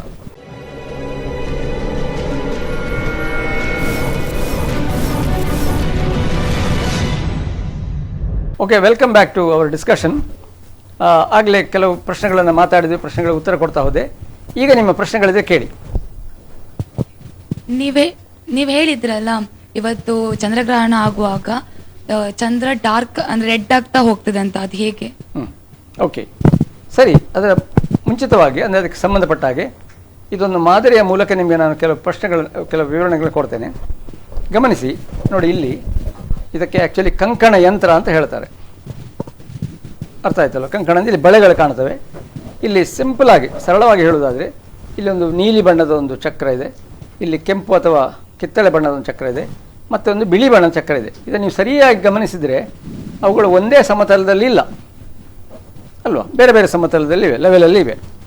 ಈಗ ಇಲ್ಲಿ ಅದರ ಮಧ್ಯೆ ಇಲ್ಲೊಂದು ಈ ಕಡ್ಡಿ ಒಂದು ದಿಕ್ಕನ್ನು ಸೂಚಿಸ್ತದೆ, ಇದು ಉತ್ತರ ದಿಕ್ಕನ್ನು ಸೂಚಿಸ್ತದೆ. ಅಂದರೆ ನಾವು ನೋಡುವಂಥ ಪ್ರಕ್ರಿಯೆಗೆ ಅನುಗುಣವಾಗಿ ಈ ಮಾಡೆಲ್ ನಾನು ಹೇಳ್ತೇನೆ. ನಿಮ್ಮ ಪ್ರಶ್ನೆಗೂ ಇದರ ಜೊತೆ ಉತ್ತರ ಕೊಡ್ತೇನೆ. ಇದು ಉತ್ತರ, ಈ ಕಡೆ ದಕ್ಷಿಣ. ಮಂಗಳೂರಿನಿಂದ ಸೆಟ್ ಮಾಡಿದೆ ನಾನು. ಮಂಗಳೂರಿಂದ ಉತ್ತರ ದಿಕ್ಕೆನ್ನುವುದು ನೇರ ದಿಗಂತದಲ್ಲಿಲ್ಲ, ಸುಮಾರು 13 ಡಿಗ್ರಿ ಮೇಲೆ ಇದೆ. ದಕ್ಷಿಣ ಎನ್ನುವುದು ಈ ಕಡೆ 13 ಡಿಗ್ರಿ ಕೆಳಕ್ಕಿದೆ. ಅರ್ಥ ಆಗ್ಬೋದಾ? ಈ ಕಡೆ ಪೂರ್ವ, ಆ ಕಡೆ ಪಶ್ಚಿಮ, ಸರಿಯಲ್ಲ? ನೋಡಿ, ಇಲ್ಲಿ ಈ ಕೆಂಪು ಮತ್ತು ಬಿಳಿ ಈ ರಿಂಗಗಳನ್ನು ನೋಡಿದರೆ ಇದು ಕೆಂಪು ಬಣ್ಣದ್ದು ಅಥವಾ ಕಿತ್ತಳೆ ಬಣ್ಣದ್ದು ಸೂರ್ಯನ ಪಥವನ್ನು ತೋರಿಸುವಂಥದ್ದು. ಅಂದರೆ ನಾವು ನೋಡ್ತಾ ಇರುವಾಗ ನಮ್ಮ ಸುತ್ತ ಸೂರ್ಯ ತಿರುಗುವುದು, ನಾವು ಇಲ್ಲಿ ಮಧ್ಯದಲ್ಲಿ ನೋಡ್ತಾ ಇದ್ದೇವೆ, ನಮ್ಮ ಭೂಮಿ ಇಲ್ಲಿದೆ ಅಂತ ಭಾವಿಸ್ಕೊಳ್ಬೇಕು ನೀವು. ಸೊ ಈ ಒಂದು ರಿಂಗ್ ಕಿತ್ತಳೆ ಬಣ್ಣದ್ದು, ಕೆಂಪು ಬಣ್ಣದ್ದು ಸೂರ್ಯನ ಪಥ, ಬಿಳಿಯದ್ದು ಚಂದ್ರನ ಪಥ. ನೋಡಿ, ಈಗ ನೀವು ಸರಿ ಗಮನಿಸಿದರೆ ಚಂದ್ರ ಮತ್ತು ಸೂರ್ಯ ಪಥಗಳು ಸಂಧಿಸುವುದು ಅಂದರೆ ಇಂಟರ್ಸೆಕ್ಟ್ ಆಗುವುದು ಈ 2 ಪಾಯಿಂಟಲ್ಲಿ ಕಾಣ್ತಲ್ಲ. ಬೇರೆ ಕಡೆ ಇದು ಉತ್ತರದ ಕಡೆ ಅಥವಾ ಇದು ದಕ್ಷಿಣದ ಕಡೆ ಇದೆ, ಹೌದಲ್ಲ? ಬಿಳಿ ಪಥ ಇಲ್ಲಿ ದಕ್ಷಿಣದ ಕಡೆ ಇದೆ, ಇಲ್ಲಿ ಉತ್ತರದ ಕಡೆ ಇದೆ. ಅಂದರೆ ಏನಂದರೆ ದಿನ ನಾನು ಹೇಳಿದ್ದೇನೆ, ಒಂದು ತಿಂಗಳಿಗೊಮ್ಮೆ ಒಂದು ಚಂದ್ರ ತಿರುಗುವಾಗ, ಹೌದಲ್ಲ, ಒಂದು ವರ್ಷಕ್ಕೊಮ್ಮೆ ಇಡೀ ಸೂರ್ಯನ ಪಥ ನಾವು ನೋಡುವಾಗ ಇದಕ್ಕೆ 1 ವರ್ಷ ಬೇಕಾಗ್ತದೆ. ಇದಕ್ಕೆ 1 ತಿಂಗಳ ಒಂದು ಸುತ್ತು ಬರುತ್ತೆ. ಅಂದರೆ ಚಂದ್ರ ಇಲ್ಲಿದ್ದಾಗ ಸೂರ್ಯ ಇಲ್ಲಿರ್ಬೋದು, ಚಂದ್ರ ಇಲ್ಲಿದ್ದಾಗ ಸೂರ್ಯ ಆ ಕಡೆ ಇರ್ಬೋದು, ಬೇರೆ ಬೇರೆ ಸ್ಥಾನ ಹೋಗ್ತದೆ. ಯಾವಾಗ ಸೂರ್ಯ ಮತ್ತು ಚಂದ್ರ ಎನ್ನುವುದು ಆಪೋಸಿಟ್ ಪಾಯಿಂಟಲ್ಲಿ ಬರ್ಬೋದು ಅಥವಾ ಒಂದೇ ಪಾಯಿಂಟಿಗೆ ಬರ್ಬೋದು. ಅಂದರೆ ಒಂದಕ್ಕೊಂದು ತಾಕೊಂಡಿರುವುದಿಲ್ಲ. ಚಂದ್ರ ಇಲ್ಲಿದೆ, ಸೂರ್ಯ ನೇರವಾಗಿ ಇಲ್ಲಿರ್ಬೋದು, ಅರ್ಥ ಆಯ್ತಲ್ಲ? ಅಥವಾ ಚಂದ್ರ ಇಲ್ಲಿದ್ದಾಗ ಸೂರ್ಯ ಆ ಬಿಂದುವಲ್ಲಿ ಆ ಕಡೆ ಇರ್ಬೋದು. ನೋಡಿ, ಇವತ್ತಿನ ಘಟನೆಗೆ ಅನುಗುಣವಾಗಿ ನಾನು ಹೇಳ್ತೇನೆ. ಇವತ್ತು ಗ್ರಹಣ ಘಟಿಸುವುದು ಹೇಗಂತ ನಾನು ಆಗಲೇ ಹೇಳಿದ್ದೇನೆ. ಸೂರ್ಯ ಮತ್ತು ಚಂದ್ರ ವಿರುದ್ಧ ದಿಕ್ಕಲ್ಲಿ ಕಂಡಾಗ, ಈಗ ನೀವು ಸುಮಾರು ಮಧ್ಯರಾತ್ರಿ 11 ಗಂಟೆಯಿಂದ 2 ಗಂಟೆವರೆಗಿನ ಪ್ರಕ್ರಿಯೆ ನೋಡೋಣ. ಇವತ್ತು ಸೂರ್ಯ ಮತ್ತು ಚಂದ್ರ ಏನಾಗ್ತದೆ, ಇಲ್ಲಿ ಚಂದ್ರ ಇದ್ದರೆ ಸೂರ್ಯ ಅಲ್ಲಿರ್ತದೆ. ಅದು ನೋಡಿ, ಅರ್ಥ ಮಾಡಿಕೊಳ್ಳಿ. ನೋಡಿ, ಇದೀಗ ಸೂರ್ಯ ಮುಳುಗುವ ಹೊತ್ತು, ಸೂರ್ಯ ಅಲ್ಲಿ ಮುಳುಗ್ತಾ ಇದೆ, ಇಲ್ಲಿ ಚಂದ್ರ ಇಲ್ಲಿ ಉದಯಿಸ್ತಾ ಇದೆ ಇಟ್ಕೊಳ್ಳಿ. ಈಗ ಹೊತ್ತು ಹೋದಾಗೆ ಸೂರ್ಯ ಮುಳುಗಿ ಕೆಳಗೆ ಹೋಗ್ತದೆ, ಚಂದ್ರ ಮೇಲೆ ಬರ್ತದೆ. ಅಂದರೆ ಈ ಪಾತಲ್ಲಿ, ಬಿಳಿ ಪಾತದಲ್ಲಿ ಬರ್ತಾ ಸುಮಾರು 11 ಗಂಟೆ ಹೊತ್ತಿಗೆ ಹೇಳಿದೆಲ್ಲ 1 ಗಂಟೆಯಿಂದ 2:43 ಪೂರ್ಣ ಕವರ್ ಆಗ್ತದೆ. ವಿಸ್ತಾರವಾಗಿ 10 ಗಂಟೆಗೆ ಪ್ರಕ್ರಿಯೆ ಸ್ಟಾರ್ಟ್ ಆಗ್ತದೆ. ಅವುಗಳು ನೇರವಾಗಿ ಒಂದೇ ಪಾಯಿಂಟಿಗೆ ಬರುವುದು. ಅಂದರೆ ಇಲ್ಲಿ ಚಂದ್ರ ಬರುವಾಗ ನೋಡಿ, ಅರ್ಥ ಮಾಡಿ, ಇದು ನೆತ್ತಿ, ಅದು ಪೂರ್ವ, ಇದು ಪಶ್ಚಿಮ. ನೆತ್ತಿಯಿಂದ ಸ್ವಲ್ಪ ಈ ಕಡೆಗೆ ಚಂದ್ರ ಇರ್ತದೆ 10 ಗಂಟೆಗೆ ಹೊತ್ತಿಗೆ, ಅಲ್ವಾ? ಸೂರ್ಯ ಕೆಳಗೆ ಮರೆಯಾಗಿರ್ತಾನೆ. ಮರೆಯಾಗ್ತಾ ಇದ್ದರೂ ಕೂಡ ಸೂರ್ಯನ ಬೆಳಕು ವ್ಯಾಪಿಸಿಕೊಂಡು ಚಂದ್ರ ಮೇಲೆ ಬೀಳಲಿಕ್ಕೆ ಸಾಧ್ಯ ಉಂಟು. ಆದರೆ ಇವುಗಳು ಸರಿ ವಿರುದ್ಧಕ್ಕಲ್ಲಿರುವ ಕಾರಣ ಭೂಮಿಯ ನೆರಳು ಇದರ ಮೇಲೆ ಬೀಳ್ತದೆ. ಸೂರ್ಯನ ಬೆಳಕು ಭೂಮಿ ಮೇಲೆ ಬೀಳ್ತದೆ, ಆ ಭಾಗದವರೆಗೆ ಹಗಲು ನಮಗೆ ಕತ್ತಲೆ ಇರ್ತದೆ. ಇಲ್ಲಿ ಭೂಮಿಯಿಂದ ನೇರವಾಗಿ ಚಂದ್ರ ಇರ್ತದೆ. ಹಾಗೆ ಭೂಮಿಯ ನೆರಳೇ ಚಂದ್ರ ಮೇಲೆ ಬೀಳ್ತದೆ. ಹಾಗೆ ಚಂದ್ರ ನಮ್ಗೆ ಕಾಣಿಸುವುದಿಲ್ಲ. ಅರ್ಥ ಆಯ್ತಲ್ವ? ಇದು ಹೀಗೆ ನೋಡಿ, ಪ್ರಕ್ರಿಯೆಗೆ ಮುಂದುವರಿದು ಚಂದ್ರ ಏನಾಗ್ತದೆ, ಸ್ವಲ್ಪ ಈ ಕಡೆ ಬರ್ತದೆ. ಅಂದರೆ ನಮ್ಮ ನೋಡುವ ದೃಷ್ಟಿಯಲ್ಲಿ ಹೀಗೆ ಹೋದರೂ ಕೂಡ ಸಹಜವಾಗಿ ಚಂದ್ರ ಹೋಗೋದು ಪೂರ್ವದ ಕಡೆಗೆ. ನೋಡಿ, ಇಲ್ಲಿ ಅರ್ಥ ಮಾಡಿ. ಈಗ ನೀವೇ ಹೇಳಬಹುದು, ಈಗ ಈ ಪಾಯಿಂಟಿಂದ ಚಂದ್ರ ಇಲ್ಲಿ ಸ್ವಲ್ಪ ದಕ್ಷಿಣದ ಕಡೆ ಇದೆ, ಹೌದಲ್ಲ? ಈ ಪಾಯಿಂಟಿಂದ ಆಚೆ ಚಂದ್ರನ ಪಥ ಉತ್ತರದ ಕಡೆ ಇದೆ. ಇವತ್ತು ಏನಾಗ್ತದೆ, ನಾವು ನೋಡ್ತಾ ಇದ್ದಾಗೆ ಚಂದ್ರ ದಕ್ಷಿಣದಿಂದ ಉತ್ತರದ ಕಡೆಗೆ ಹೋಗ್ತದೆ. ಇದೇ ದಿಕ್ಕಿನಲ್ಲಿ ಮೇಲೆ ಹೋಗುವಾಗಲೂ ಸ್ವಲ್ಪ ಓರೆಯಾಗಿ ಹೋಗುವಾಗ ದಕ್ಷಿಣದಿಂದ ಉತ್ತರದ ಕಡೆಗೆ. ಅರ್ಥ ಆಗ್ಬೋದಲ್ಲ? ಗೊತ್ತಾಯ್ತಾ? ಮತ್ತು ಇನ್ನೊಂದು ವಿಷಯ ಆಗಲೇ ಹೇಳಿದ ಪ್ರಕಾರ, ಸೂರ್ಯನ ಬೆಳಕು ಅಲ್ಲಿಂದ ಬರುವಾಗ ಸೂರ್ಯ ಸುಮಾರು ದೊಡ್ಡದು, ಭೂಮಿ ಸಾಧಾರಣ, ಚಂದ್ರ ಇನ್ನೂ ಸಣ್ಣದು, ನಮ್ಮ ಗಾತ್ರಕ್ಕೆ ಹೋಲಿಸಿದ 1/4 ಭಾಗ. ಹಾಗೇನಾಗ್ತದೆ ಭಾವಿಸಿ, ಆ ದೊಡ್ಡ ಒಂದು ಬೆಳಕಿಂದ ಭೂಮಿ ಕಡೆ ಬೆಳಕು ಬರುವಾಗ ಅದು ಇಡೀ ವಿಶ್ವವನ್ನು ವ್ಯಾಪಿಸಿರ್ತಲ್ಲ, ಅಲ್ವಾ? ಚಂದ್ರ ಸಣ್ಣದು. ಹಾಗಾಗಿ ಚಂದ್ರನ ಮೇಲೆ ಬೀಳುವ ನೆರಳು ಸಪೂರ ಇರ್ತದೆ. ಭೂಮಿಯ ನೆರಳು ಸಪೂರಾಗಿ ಒಂದು ಕೋನ್ ಶೇಪಲ್ಲಿ ನೆರಳಿರ್ತದೆ. ಈ ಕೋನ್ ಶೇಪಿನ ನೆರಳು, ಸೂರ್ಯ ಅಲ್ಲಿ ಕೆಳಗಿರ್ತಾನೆ, ಭೂಮಿಯನ್ನು ನೋಡ್ತೇವೆ, ಕೋನ್ ಶೇಪ್ ನೆರಳು ಬರುವಾಗ ಚಂದ್ರ ಮೇಲೆ ಬೀಳ್ತದೆ. ಆ ಕೋನ್ ಶೇಪಿನ ನೆರಳಿಗೆ ಬಂದಾಗ ಮಾತ್ರ ಚಂದ್ರ ಕಾಣಿಸೋದಿಲ್ಲ. ಆದರೆ ಆ ಕೋನ್ ಶೇಪಿಗಿಂತ ಹೊರ ಕೂಡ ಒಂದು ದೊಡ್ಡ ಇನ್ನೊಂದು, ಅದು ಡಲ್ ಅಂದರೆ ಬೂದು ಬಣ್ಣ ಇರ್ತದೆ. ಅದಕ್ಕೆ ಪೆನುಂಬ್ರ ಅಂತ ಹೇಳ್ತಾರೆ. ಈ ಡಾರ್ಕ್ ರೀಜನ್ಗೆ ಉಂಬ್ರ ಅಂತ ಹೇಳ್ತಾರೆ. ಅಂದರೆ ನನ್ನ 10 ಗಂಟೆಗೆ ಆರಂಭ ಆಗ್ತಾ ಹೇಳಿದಿಲ್ಲ, ಏನದು, ಚಂದ್ರನ ಪಥ ನೋಡಿ ನಿಧಾನಕ್ಕೆ ಹೀಗೆ ಹೋಗ್ತಾ ಆ ಡಲ್ ಬೂದು ಬಣ್ಣಕ್ಕೆ ಪ್ರವೇಶ ಆಗುವಾಗ 10 ಗಂಟೆ ಆಗ್ತದೆ, 10 ಗಂಟೆ ಕಳೀತದೆ. ಪೂರ್ತಿ ಕತ್ತಲಿನ ಅಂದರೆ ಕೋನಾಕಾರದ ಯಾವುದು ಇದು ಶಂಕುವಿನ ಆಕಾರದ ನೆರಳಲ್ಲಿ ಬಂದಾಗ ಸುಮಾರು 1 ಗಂಟೆ ರಾತ್ರಿ ಆಗಿರ್ತದೆ ಪೂರ್ತಿಯಾಗಿ ಕವರ್ ಆಗೋದು. 1 ಗಂಟೆಯಿಂದ 1 ಗಂಟೆ 2 ಗಂಟೆ 43 ನಿಮಿಷದವರೆಗೆ ಆ ಕತ್ತಲಲ್ಲಿ ಇರ್ತದೆ. ಮತ್ತೆ ಪುನಃ ಬೂದು ಬೆಳಕಿ ಬರ್ತದೆ, ಮತ್ತೆ ಪುನಃ ಕ್ಲಿಯರ್ ಆಗ್ತದೆ. ಅರ್ಥ ಆಗ್ಬೋದಾ? ಈ ಪ್ರಕ್ರಿಯೆ ನೋಡಿ, ಇದು ಎಲ್ಲ ಗ್ರಹಗಳಲ್ಲಿ ಹೀಗೆ ಅಲ್ಲ, ಬೇರೆ ಬೇರೆ ಪೊಸಿಷನ್ ಆಗ್ತದೆ. ನೀವು ಕೇಳಿದಾಗ ನೋಡಿ, ಇವತ್ತು ಈ ಪಾಯಿಂಟಿಗೆ ರಾಹು ಪಾಯಿಂಟ್ ಅಂತ ಹೇಳ್ತಾರೆ, ಈ ಪಾಯಿಂಟಿಗೆ ಕೇತು ಪಾಯಿಂಟ್ ಅಂತ ಹೇಳ್ತಾರೆ. ಅಂದರೆ ರಾಹು ಕೇತುಗಳು ಗ್ರಹಗಳಲ್ಲ, ಸ್ಪೇಸಲ್ಲಿ ನಾವು ಬೇರೆ ಬೇರೆ ಪೊಸಿಷನ್, ಈಗ ರಾಶಿಗಳು ಹೇಳಿದಾಗೆ ಒಂದು ಪೊಸಿಷನ್ ಹೇಳೋದಕ್ಕೆ ರಾಹು ಪಾಯಿಂಟ್ ಮತ್ತು ಕೇತು ಪಾಯಿಂಟ್ ಅರ್ಥ ಆಗ್ತದೆ. ಇದು ಇಂಟರ್ಸೆಕ್ಟಿಂಗ್ ಪಾಯಿಂಟ್ಸ್ ಹೌದಲ್ಲ? ಸೊ ಇವತ್ತು ಇಲ್ಲಿ ಚಂದ್ರ ಇರೋ ಕಾರಣಕ್ಕೆ ರಾಹು ಗ್ರಸ್ತ ಚಂದ್ರಗ್ರಹಣ ಅಂತ ಹೇಳ್ತೇವೆ. ಅದೇ ಒಂದು ಚಂದ್ರ ಇಲ್ಲಿ ಬಂದು ಸೂರ್ಯ ಇಲ್ಲಿ ಬಂದರೆ ಅದು ಕೇತುಗ್ರಸ್ತ ಚಂದ್ರಗ್ರಹಣ ಅಂತ ಆಗುತ್ತೆ. ಸರಿಯಾ? ಓಕೆ, ಮತ್ತೆ ಕೇಳಿ, ಯಾವುದು ಸ್ಪಷ್ಟ ಆಗದೆ ಹೋದರೆ ಕೇಳಿ. ಒಂದು ನಿಮಿಷ.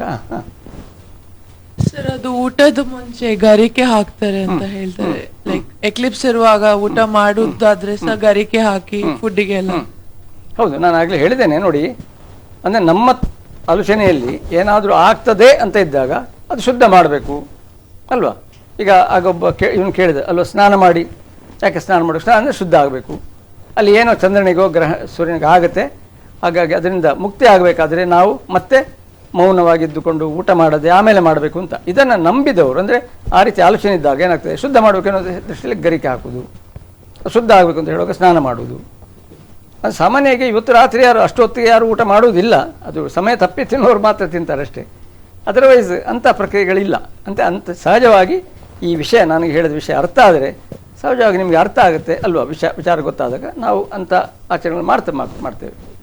ಸೈಂಟಿಫಿಕಲಿ ಏನು ರೀಸನ್ ಇಲ್ಲ. ಹೇಳಿ, ಮಾತಾಡಿ. Do this eclipse affect other nations?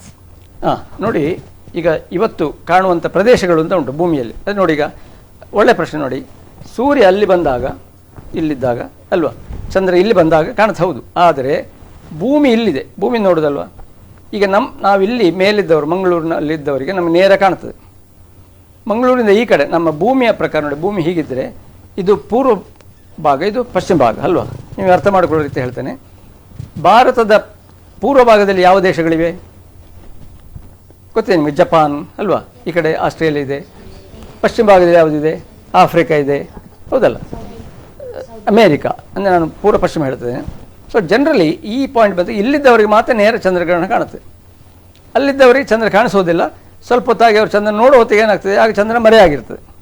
ಈ ಕಡೆ ಇದ್ದವರಿಗೂ ಚಂದ್ರಗ್ರಹಣ ಕಾಣಿಸೋದಿಲ್ಲ. ಯಾಕೆ? ಅಷ್ಟೊತ್ತಿಗೆ ಅವರಿಗೆ ಚಂದ್ರ ಕೂಡ ಉದಯ ಆಗಿರುವುದಿಲ್ಲ. ಆಪೋಸಿಟ್ ಸೈಡ್ ಇದ್ದವರಿಗೆ ಉದಯ ಕಾಣುವುದಿಲ್ಲ ಚಂದ್ರ ಆಕಾಶದಲ್ಲಿ. ಬಟ್ ಅವರು ನೋಡೋ ಹೊತ್ತಿಗೆ ಏನಾಗ್ತದೆ, ಚಂದ್ರಗ್ರಹಣ ಮುಗ್ದಿರ್ತದೆ. ಸೊ ನೀವು ಕೇಳಿದಾಗೆ ಸಮಯ ಮತ್ತು ಪ್ರದೇಶಕ್ಕೆ ಅನುಗುಣವಾಗಿ ಗ್ರಹಣ ಕಾಣ್ತದೆ ಅಥವಾ ಕಾಣಿಸೋದಿಲ್ಲ. ನೋಡಿ, ಕಳೆದ ತಿಂಗಳು ಇತ್ತೀಚೆಗೆ ಸೂರ್ಯಗ್ರಹಣ ಘಟಿಸಿತು ಒಂದು. ನಮ್ಮಲ್ಲಿ ಸುದ್ದಿ ಆಗಲಿಲ್ಲ. ಯಾಕೆ? ನಮ್ಗೆ ಕಾಣಿಸಲಿಲ್ಲ. ಸೂರ್ಯ ಮತ್ತು ಭೂಮಿ ಮಧ್ಯೆ ಚಂದ್ರ ಬಂದಾಗ ಏನಾಯಿತು, ಸೂರ್ಯ ನಮಗೆ ಕಂಡಿದೆ, ಅಲ್ಲಿ ಬೇರೆಯವರಿಗೆ ಕಾಣಲಿಲ್ಲ. ಅರ್ಥ ಆಗ್ಬೋದಲ್ಲ. ಈಗ ನಾಳೆದೊಂದು ಸೂರ್ಯಗ್ರಹಣ ಉಂಟು, ಆಗಲೂ ಕೂಡ ನಮ್ಗೆ ಕಾಣಿಸೋದಿಲ್ಲ. ಸರಿ ಸರ್, ಅದರಲ್ಲಿ ಕೆಂಪು ಮತ್ತೆ ಬಿಳಿ ಬಣ್ಣದ್ದು ಹೇಳಿದ್ರೆ ಅದು ನೀಲಿ ಬಣ್ಣದ. ಓಕೆ ಸರಿ. ನೋಡಿ, ಇದು ಅಂದರೆ ಇದರಲ್ಲಿ ಅನೇಕ ವಿಚಾರಗಳನ್ನು ಅರ್ಥ ಮಾಡ್ಕೊಳ್ಳಿಕ್ಕೆ ಆಗುತ್ತೆ. ಈ ಕಡ್ಡಿ ನಾನು ಹೇಳಿದಲ್ಲ, ಇದು ಉತ್ತರ ಮತ್ತು ದಕ್ಷಿಣಕ್ಕೆ. ಈ ನೀಲಿ ಬಣ್ಣದ ರಿಂಗ್ ಅದಕ್ಕೆ ಸರಿ ಲಂಬವಾಗಿ ಉಂಟು. ನೀವೀಗ ಹೇಗೆ ಅರ್ಥ ಮಾಡ್ಕೊಂಡು, ನಾವು ಭೂಮಿ ನೋಡ್ತಾ ಇದ್ದೇವೆ, ಉತ್ತರ ದಿಕ್ಕು ಅಲ್ಲಿ, ದಕ್ಷಿಣ ದಿಕ್ಕು ಇಲ್ಲಿ. ಇದಕ್ಕೆ ಲಂಬವಾಗಿ ಅಂದರೆ 13 ಡಿಗ್ರಿ ಓರೆಯಲ್ಲಿ ಒಂದು ರಿಂಗನ್ನು ನೀವು ಕಲ್ಪಿಸಿದರೆ ಅದಕ್ಕೆ ಖಗೋಳದ ಒಂದು ಇಕ್ವೇಟರ್ ಅಂತ ಹೇಳ್ತೇವೆ. ಭೂಮಿಯಲ್ಲಿ ಇಕ್ವೇಟರ್ ಗೊತ್ತಲ್ಲ ನಿಮಗೆ, ಭೂಮಧ್ಯ ರೇಖೆ. ಹಾಗೆಯೇ ಇಲ್ಲೊಂದು ಇಕ್ವೇಟರ್ ಇದೆ. ಅದಕ್ಕೆ ಅನುಗುಣವಾಗಿ ನಾವು ರಾಶಿಗಳ ಹೆಸರುಗಳನ್ನು ಹೇಳ್ತೇವೆ, ಬೇರೆ ಬೇರೆ ರಾಶಿಗಳು. ಮತ್ತು ದಕ್ಷಿಣ ಮತ್ತು ಉತ್ತರ ಎನ್ನುವುದು ಈ ರಿಂಗಿಗೆ ಅನುಗುಣವಾಗಿ. ನಾನು ಆಗಲೇ ಹೇಳಿದರೆ ಇದು ಉತ್ತರ ಆಕಾಶ, ಈ ಕಡೆ ದಕ್ಷಿಣ ಆಕಾಶ ಅಂದರೆ ರಿಲೇಟ್ ಮಾಡುವಾಗ ಸ್ಪೇಸಲ್ಲಿ. ಸರಿ, ಈಗ ನಾವು ಈ ವಿಚಾರಗಳನ್ನು ಮಾತಾಡ್ತಾ ಮುಂದಕ್ಕೆ ಹೋಗೋಣ. ಆಮೇಲೆ ಒಂದು ಸಣ್ಣ ಬ್ರೇಕ್ ನಂತರ ಮಾತಾಡೋಣ.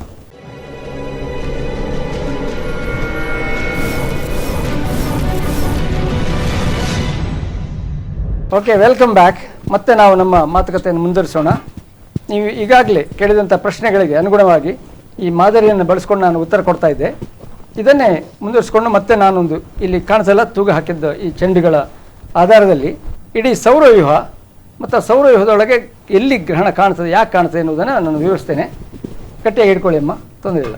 ನೋಡಿ, ಇಲ್ಲಿ ಈಗ ಇದರ ಪ್ರಕಾರ ನಾವು ಕಾಲಕ್ಕೆ ಅಂದರೆ ಕಾಲವನ್ನು ಅರ್ಥ ಮಾಡಿಕೊಳ್ಳೋದಕ್ಕೆ ಬೇರೆ ಬೇರೆ ರಾಶಿಗಳನ್ನು ಗುರುತು ಹಾಕಿದ್ದೇವೆ.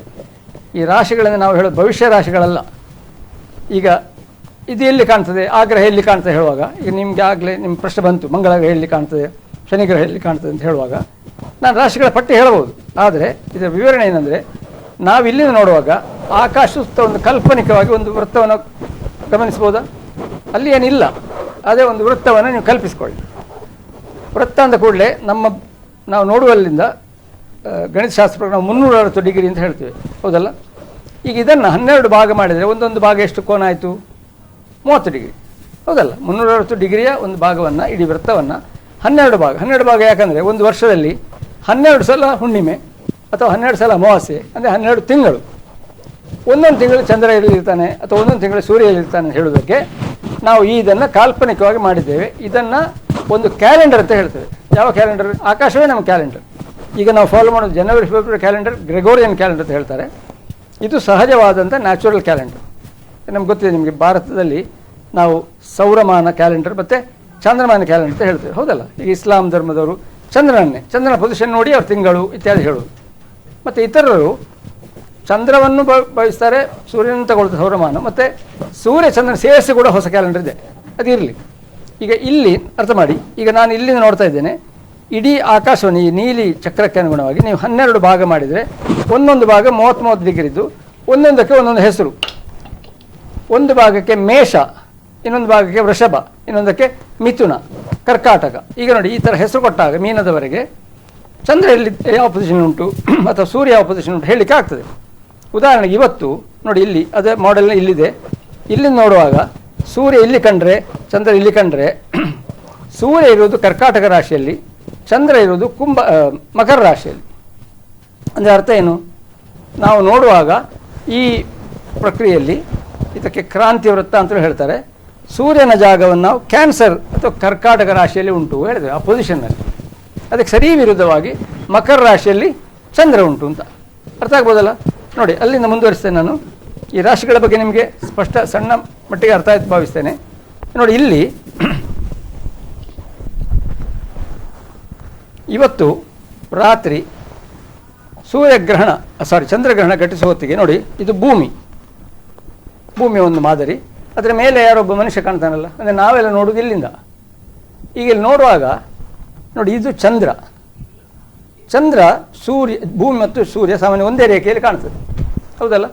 ಅಂದರೆ ಅರ್ಥ ಏನು? ಸೂರ್ಯನ ಬೆಳಕು ಚಂದ್ರ ಮೇಲೆ ಬೀಳುವುದಿಲ್ಲ.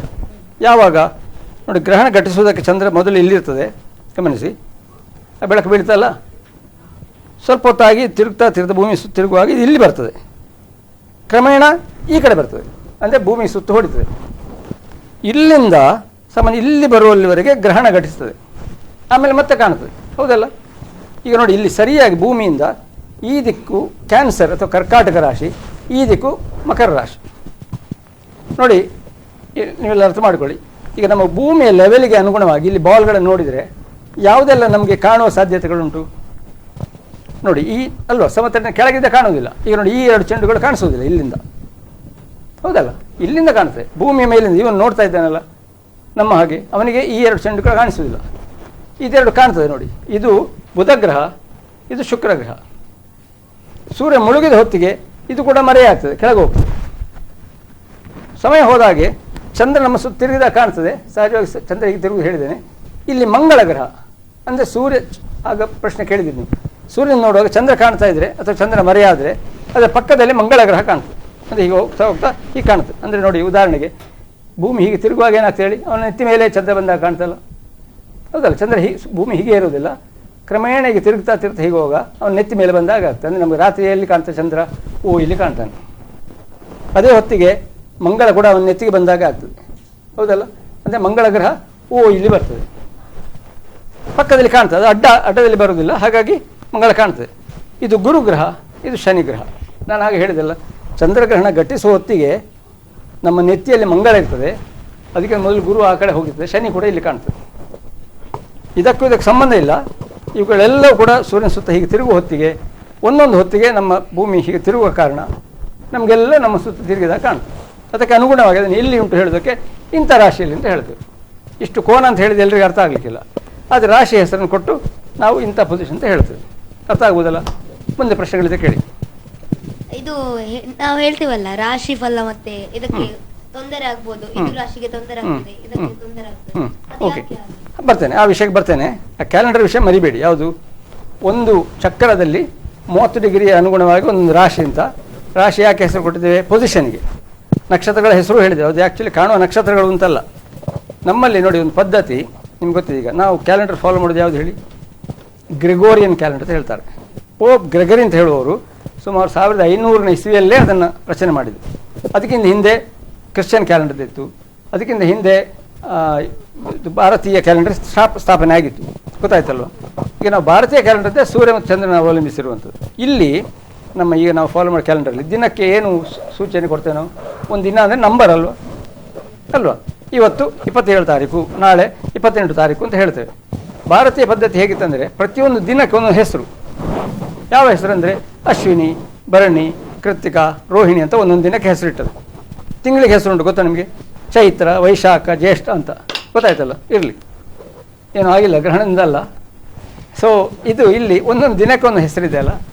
ಆದರೆ ತಪ್ಪಾಗಿ ಈ ಗ್ರಹಗಳ ಪ್ರಭಾವ ಅಥವಾ ಈ ರಾಶಿಗಳ ಪ್ರಭಾವ ಅಥವಾ ಈ ನಕ್ಷತ್ರಗಳ ಪ್ರಭಾವ ಅಂದರೆ ವಿಚಾರ ಗೊತ್ತಿಲ್ಲದೆ ಅದನ್ನು ತಿಳ್ಕೊಂಡಿದ್ರು. ಯಾಕಂದರೆ ಏನೇ ಆದರೂ ಅದಕ್ಕೆ ಕಾರಣ ಗ್ರಹಗಳು, ಚಂದ್ರಗಳು, ಇದು ನಕ್ಷತ್ರಗಳು ಅಂತ. ಹಾಗಿಲ್ಲ. ಸರಿ, ಅದಕ್ಕೆ ನಾನು ಪೂರ್ತಿ ಉತ್ತರ ಆಮೇಲೆ ಕೊಡ್ತೇನೆ. ಹೇಳಿ, ಬೇರೆ ಪ್ರಶ್ನೆಗಳಿದ್ರೆ ಕೇಳಿ. ಸರ್, ನೀವಂದ್ರಿ ಲೈಕ್ 1 to 2:45 ಲೈಕ್ ಆ ಥರ ಟೈಮಲ್ಲಿ ಗ್ರಹಣ ತುಂಬ ಪವರ್ಫುಲ್ ಆಗಿರುತ್ತೆ ಅಂತಾರೆ. ಏನಕ್ಕೆ ರೀಸನ್? ಲೈಕ್ ಟೈಮ್ ಏನಕ್ಕೆ ಆ ಥರ ಟೈಮ್ ಗ್ಯಾಪಲ್ಲಿ ಲೈಕ್ ಗ್ರಹಣ ತುಂಬ ಪವರ್ಫುಲ್ ಆಗಿರುತ್ತೆ ಅಂತಾರೆ? ಓಕೆ, ನೋಡಿ ಇಲ್ಲಿ ಒಂದು ವಿಚಾರ ಗಮನಿಸಿ.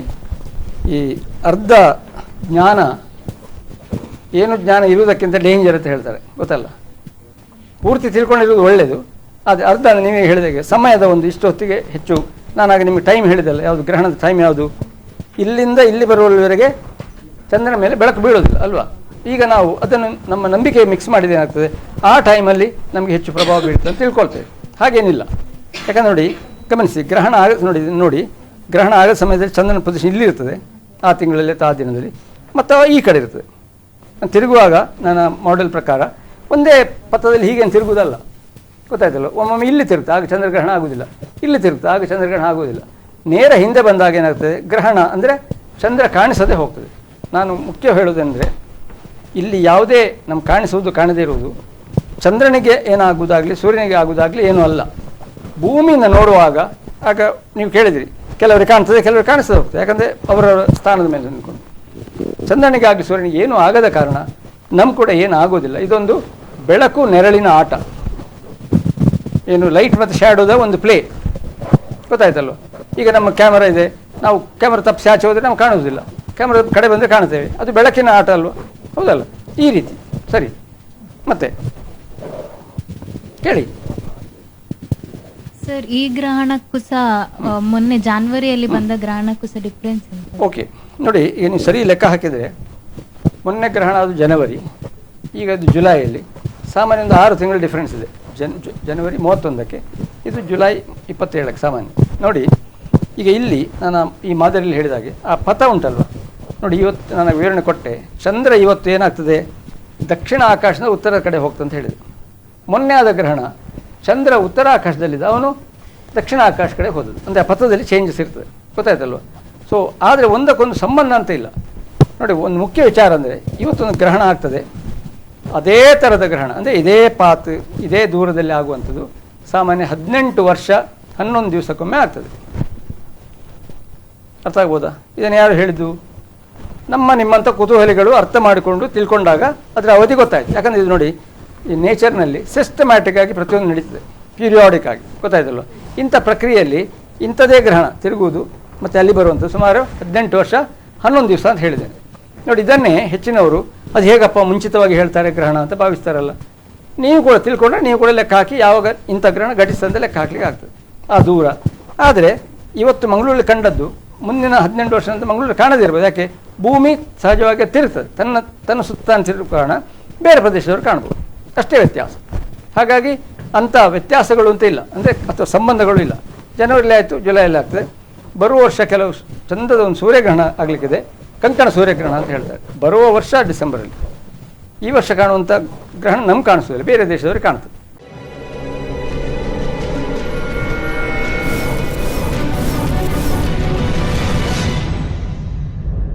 Welcome back.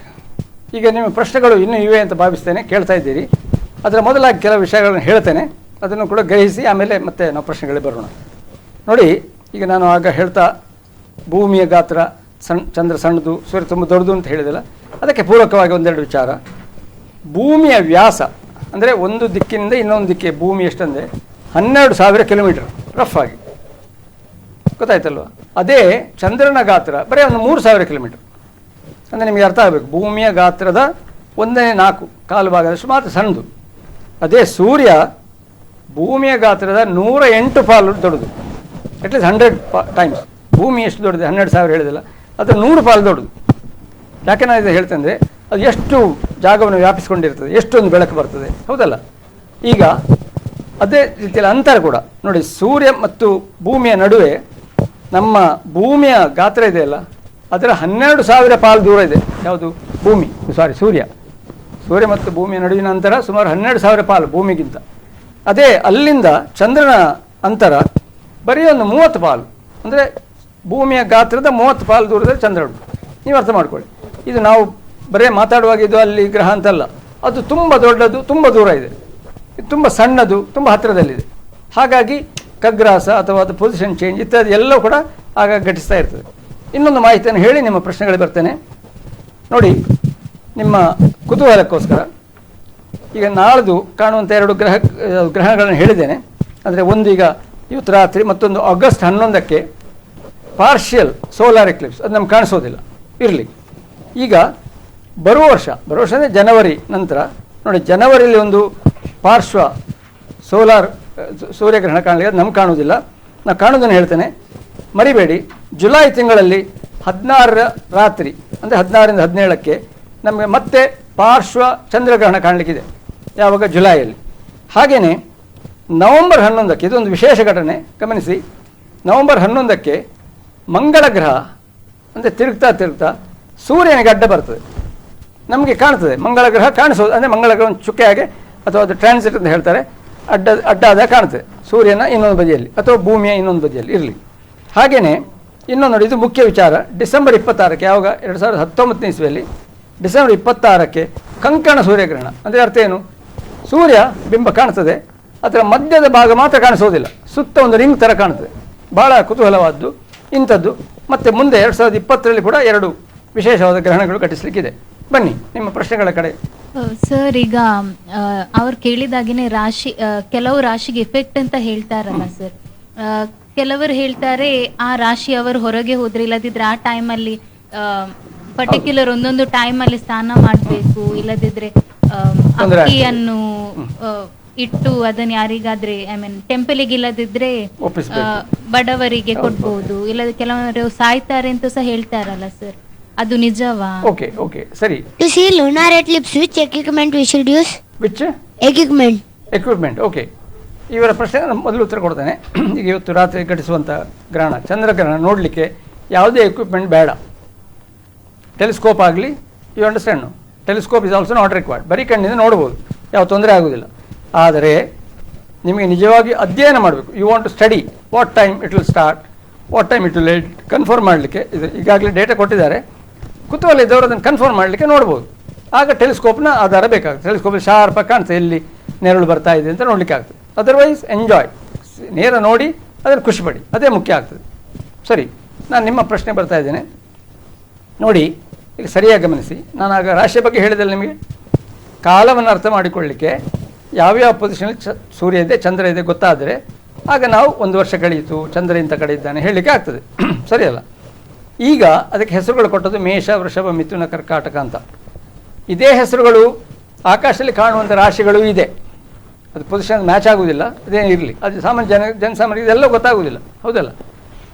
ಅದರ ಜೊತೆಯಲ್ಲೇ ಇಂಥ ರಾಶಿನ ಇಂಥ ಪ್ರಭಾವ ಅಂತ ತಿಳ್ಕೊಂಡಾಗ, ಯಾವಾಗ ತಿಳ್ಕೊಳ್ಳೋದು ಅದರ ಪೂರ್ತಿ ಮಾಹಿತಿ ಇಲ್ಲದಾಗ, ನಾನು ಉದಾಹರಣೆಗೆ ಸೆಕೆಗಾಲ ಅಂತ ನಿಮ್ಗೆ ಗೊತ್ತಲ್ಲ ಅಲ್ವಾ, ಚಳಿಗಾಲ ಅಂತ ಇದೆ ನೋಡಿ.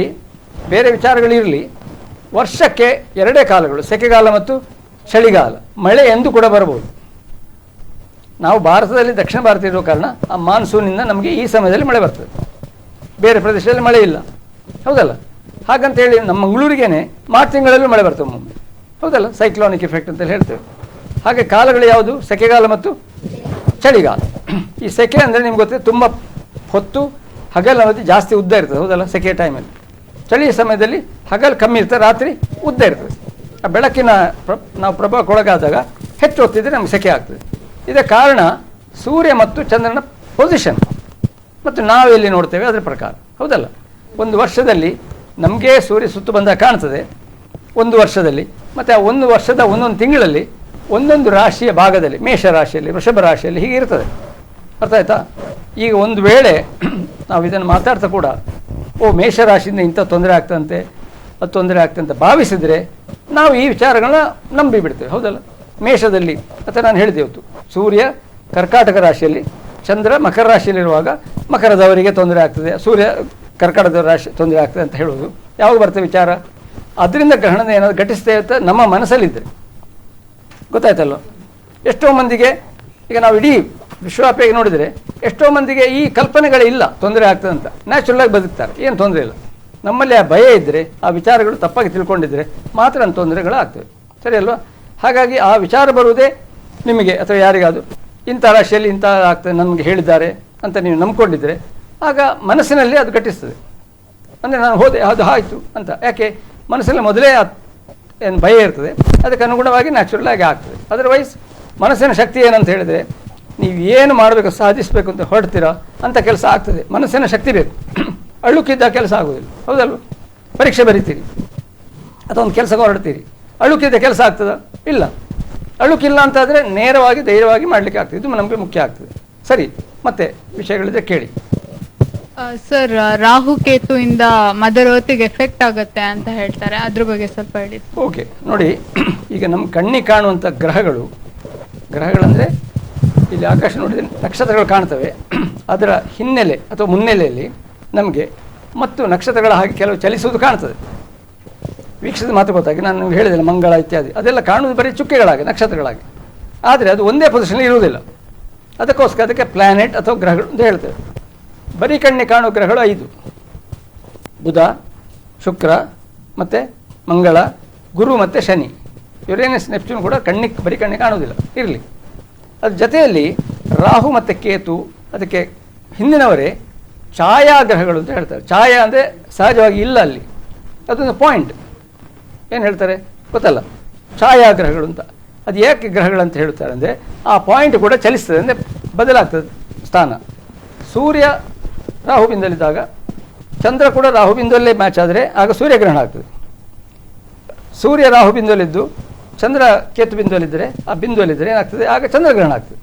ಅಂದರೆ ಮುಖ್ಯವಾಗಿ ಗ್ರಹಣಗಳು ಎಂದು ಘಟಿಸ್ತದೆ, ಎಂದು ನೇರಕ್ಕೆ ಬರುತ್ತೆ ಹೇಳುವುದಕ್ಕೆ ಈ ಪಾಯಿಂಟನ್ನು ತಗೊಂಡದು ರಾಹು ಮತ್ತು ಕೇತು. ಇದು ಬರೀ ಚಂದ್ರ ಮತ್ತು ಸೂರ್ಯನ ಪೊಸಿಷನ್ ಹೇಳಿದ್ದು. ಆದರೆ ಈಗಾಗಲೇ ಹೇಳಿದ ಹಾಗೆ ಸಪೋಸ್ ಈಗ ಅದರಿಂದ ತೊಂದರೆ ಆಗ್ತದೆ ಇಂಥ ಗ್ರಹಗಳು, ಅದಕ್ಕೆ ಮತ್ತೆ ಗೊತ್ತಲ್ಲ ಪೌರಾಣಿಕವಾದ ಹಿನ್ನೆಲೆ, ನಮ್ಮ ಸಾಂಸ್ಕೃತಿಕ ಚಿಂತನೆ, ನಮ್ಮ ಸಂಪ್ರದಾಯಗಳು ಅನುಗುಣವಾಗಿ ನಾವು ಅದಕ್ಕೆ ಸುಮಾರು ವಿಷಯಗಳನ್ನು ತುಂಬಿಸಿರ್ತೀವಲ್ಲ, ಆ ಪ್ರಕಾರ ಜನರು ಆಲೋಚನೆ ಮಾಡ್ತಾರೆ. ಅಂದರೆ ನಾವು ಎಲ್ಲರನ್ನು ಫೋರ್ಸ್ಫುಲಿ ನೀವೆಲ್ಲರೂ ಹೀಗೆ ಇರಬೇಕು ಅಂತ ಹೇಳಲಿಕ್ಕೆ ಆಗೋದಿಲ್ಲ. ಡೆಮೋಕ್ರಸಿ ಅಂದಮೇಲೆ ಅಲ್ವ ಅವರವರಿಗೆ ಸ್ವಾತಂತ್ರ್ಯ ಇದೆ. ಜೊತೆಯಲ್ಲೇ ಶಿಕ್ಷಣ ಪಡೆಯುವ ಸ್ವಾತಂತ್ರ್ಯ ಪ್ರತಿಯೊಬ್ಬರಿಗಿದೆ, ಅನುಭವ ಪಡೆಯುವಂಥ ಸ್ವಾತಂತ್ರ್ಯ ಇದೆ, ಹೌದಲ್ಲ? ಆಕಾಶ ಎನ್ನುವುದು ತೆರೆದ ಒಂದು ಪುಸ್ತಕ ಇದ್ದಾಗ ನಿಮಗೆ ಆಸಕ್ತಿ ಉಂಟು ನೋಡ್ಬೋದು, ಆಸಕ್ತಿ ಇಲ್ಲ ಅಂದರೆ ಏನು ಮಾಡಲಿಕ್ಕೆ ಆಗೋದಿಲ್ಲ. ಎಸ್, ಒಂದು ಬ್ಲಡ್ ಮೂನ್. ಓಕೆ, ನೋಡಿ, ಬಹುಶಃ ವಿಷಯ ಹೇಳಿಕ್ಕೆ ಬರ್ತದೆ. ಇವತ್ತು ಚಂದ್ರ ಗೊತ್ತಾಯ್ತಲ್ಲ, ಸೂರ್ಯನ ಬೆಳಕು, ಭೂಮಿ, ಚಂದ್ರ ಈ ಕಡೆ. ಈಗ ಭೂಮಿಯಿಂದ ನೆರಳು ಬೀಳ್ತದೆ ಯಾವುದು ಚಂದ್ರ ಮೇಲೆ, ಹೌದಲ್ಲ? ಭೂಮಿಯ ನೆರಳಲ್ಲಿ ಚಂದ್ರ ಬರ್ತದೆ. ಚಂದ್ರನಿಗೆ ಸ್ವಂತ ಬೆಳಕಿಲ್ಲ. ಹಾಗೆ ಏನಾಗ್ತದೆ ನೋಡಿ, ಗಮನಿಸಿ. ಅದು ಜೊತೆಯಲ್ಲಿ ನಾನು ಹೇಳಿದೆ ಬೂದು ಬಣ್ಣದ ಬೆಳಕು ಕೂಡ ನೆರಳು ಚಾಚಿಸ್ಕೊಂಡಿರ್ತದೆ. ಈಗ ಅಲ್ಲಿ ಬಂದಾಗ ಚಂದ್ರನಿಗೆ ಸ್ವಂತ ಬೆಳಕಿಲ್ಲದ್ರು ದೊಡ್ಡ ಸೂರ್ಯ, ಗಮನಿಸ್ತಾ ಇದ್ದೀರಾ, ದೊಡ್ಡ ಸೂರ್ಯ, ಆ ಬೆಳಕು ಸುತ್ತ ಇಲ್ಲೆಲ್ಲ ಬೀಳ್ತಾ ಇರ್ತದಲ್ಲ, ಹೌದಲ್ಲ? ಉದಾಹರಣೆಗೆ ಮನೆಯಲ್ಲಿ ಕಿಟಕಿಯಿಂದ ಸೂರ್ಯ ಕಾಣದೇ ಇದ್ದರೂ ಕೂಡ ಸೂರ್ಯನ ಬೆಳಕು ಮನೆಯೊಳಗೆ ಬೀಳುವುದಿಲ್ವ, ಹೌದಲ್ಲ? ನಮಗೆ ಬೆಳಕಿರ್ತದೆ ಒಳಗೆ. ಅದೇ ಥರ ಗಮನಿಸಿ, ಈ ಸ್ಪೇಸಲ್ಲಿ ಕೂಡ ಇಷ್ಟು ಅಂತರಿಕ್ಷ ದೊಡ್ಡದೆಲ್ಲ ಸೂರ್ಯ ಇದೆಯಲ್ಲ, ಹಾಗೆ ಬೆಳಕು ಎಲ್ಲ ಕಡೆ ವ್ಯಾಪಿಸ್ಕೊಂಡಿರ್ತದೆ. ಚಂದ್ರ ಭೂಮಿಯ ನೆರಳಲ್ಲಿ ಬಂದರೂ ಕೂಡ ಆ ಬದಿಯ ಬೆಳಕು ಅದಕ್ಕೆ ಬೀಳುತ್ತದೆ. ಹಾಗಾಗಿ ಚಂದ್ರ ಕೆಂಪಗೆ ಕಾಣುತ್ತೆ. ಕೆಂಪು ಯಾಕಂದರೆ ನಿಮ್ಗೆ ಗೊತ್ತಿದೆ, ಬಿಳಿ ಬೆಳಕು ಅಂತ ಹೇಳುವಾಗ ನೇರಳೆಯಿಂದ ಕೆಂಪಿನ ಬೆಳಕು ಅಂತ ಹೇಳ್ತೇವೆ, ಗೊತ್ತಲ್ಲ? ಕೆಂಪು ಬೆಳಕಿಗೆ ಅದಕ್ಕೆ ಶಕ್ತಿ ಕಡಿಮೆ, ಅದರ ಫ್ರೀಕ್ವೆನ್ಸಿ ಕಡಿಮೆ ಅಂತ ಹೇಳ್ತಾರೆ. ಅಂಥ ಬೆಳಕು ನೇರವಾಗಿ ನಮ್ಮ ಇದು ವಾತಾವರಣದ ಮೂಲಕ ಹಾದು ಚಂದ್ರ ಮೇಲೆ ಬೀಳ್ತದೆ. ಹಾಗಾಗಿ ಚಂದ್ರ ಕೆಂಪಗೆ ಕಾಣೋದು, ಗೊತ್ತಾಯ್ತಲ್ವ? ಅದೇ ಸೂರ್ಯನಿಗೆ ಏನಾಗ್ತದೆ, ಸೂರ್ಯನ ಸ್ವಂತ ಬೆಳಕಿದೆ ಅಲ್ಲ, ಅಡ್ಡ ಬಂದರೆ ಶಾರ್ಪ್ ಕಟ್ಟಾದ ಕಾಣುತ್ತೆ. ಗಮನಿಸಿ ನೋಡಿ, ಇವತ್ತು ನೀವು ನೋಡುವಾಗ ದಯವಿಟ್ಟು ಚಂದ್ರ ಹೀಗಿದೆ ಅದು ಕಟ್ ಕಾಣ್ತದೆ, ಹಾಗೇನಿಲ್ಲ. ಡಲ್ ಆಗ್ತಾ ಬರ್ತದೆ, ಡಲ್ ರೆಡ್ ಆಗ್ತದೆ, ಮತ್ತು ಪುನಃ ಡಲ್ ಗ್ರೇ ಆಗ್ತದೆ, ಮತ್ತೆ ಪುನಃ ಸ್ಪಷ್ಟ ಕಾಣ್ತದೆ. ಅರ್ಥ ಆಗ್ಬೋದಲ್ಲ? ಸರಿ, ಅದು ಲೀಪ್ ಇಯರ್ ಅಂತ ಉಂಟಲ್ಲ, ಯಾಕೆ ಹಾಗೆ? ಓಕೆ, ಸರಿ. ಬೇರೆ ಪ್ರಶ್ನೆಗಳಿದ್ರೆ ಕೇಳಿ. Sir, what is blue Moon? Okay, blue Moon, super Moon ಕೇಳಿದ್ದೀರಾ? ಮೊನ್ನೆ ಜನವರಿಲಿ ಆದಾಗ ಬರ್ತೇನೆ ನಿಮ್ಮ ಪ್ರಶ್ನೆಗೆ. ಜನವರಿಲಿ ಆದಾಗ ನಾವು ಅದು ಬ್ಲಡ್ ಮೂನ್, ಸೂಪರ್ ಮೂನ್ ಮತ್ತು ಏನು ಬ್ಲೂ ಮೂನ್ ಅಂತ ಹೇಳಿದ್ವಿ. ನೋಡಿ, ಇದೆಲ್ಲ ಪ್ರತೀತಿಯಲ್ಲಿ ಬಂದಂಥ ವಿಚಾರಗಳು ಹೇಳ್ತೇನೆ. ಈಗ ನಮ್ಮ ಜನವರಿ ಡಿಸೆಂಬರ್ ತಿಂಗಳಿಗೂ ಚಂದ್ರ ತಿರುಗುವ ತಿಂಗಳಿಗೂ ಮ್ಯಾಚ್ ಆಗೋದಿಲ್ಲ, ಗೊತ್ತಲ್ಲ ನಿಮಗೆ? ಹುಣ್ಣಿಮೆ ಯಾವತ್ತು ಬೇರೆ ಡೇಟಲ್ಲಿ ಬರ್ತದೆ. ಆದರೆ ವಾಸ್ತವದಲ್ಲಿ ಒಂದು ಚಿಂತನೆ ಇದೆ ಏನಂತ ಹೇಳಿದರೆ, ಒಂದು ತಿಂಗಳಂದರೆ ಜನವರಿ ಡಿಸೆಂಬರ್ ಈ ಲೆಕ್ಕಾಚಾರ, ಒಂದು ತಿಂಗಳಲ್ಲಿ 2 ಹುಣ್ಣಿಮೆ ಆದರೆ ಯಾವಾಗ ಆಗ್ಬೋದು? 1 ತಾರೀಕೆ ಆದರೆ 31ಕ್ಕೆ ಆಗ್ಬೋದಲ್ಲ? ಯಾಕಂದರೆ ಚಂದ್ರನಿಗೆ ಒಂದು ತಿಂಗಳಂದರೆ 29ವರೆ ದಿನ, ಗೊತ್ತಾಯ್ತಲ್ಲ? 2ನೇ ತಾರೀಕೆ ಆದರೂ ಪುನಃ ಹುಣ್ಣಿಮೆ ಆಗ್ತದೆ.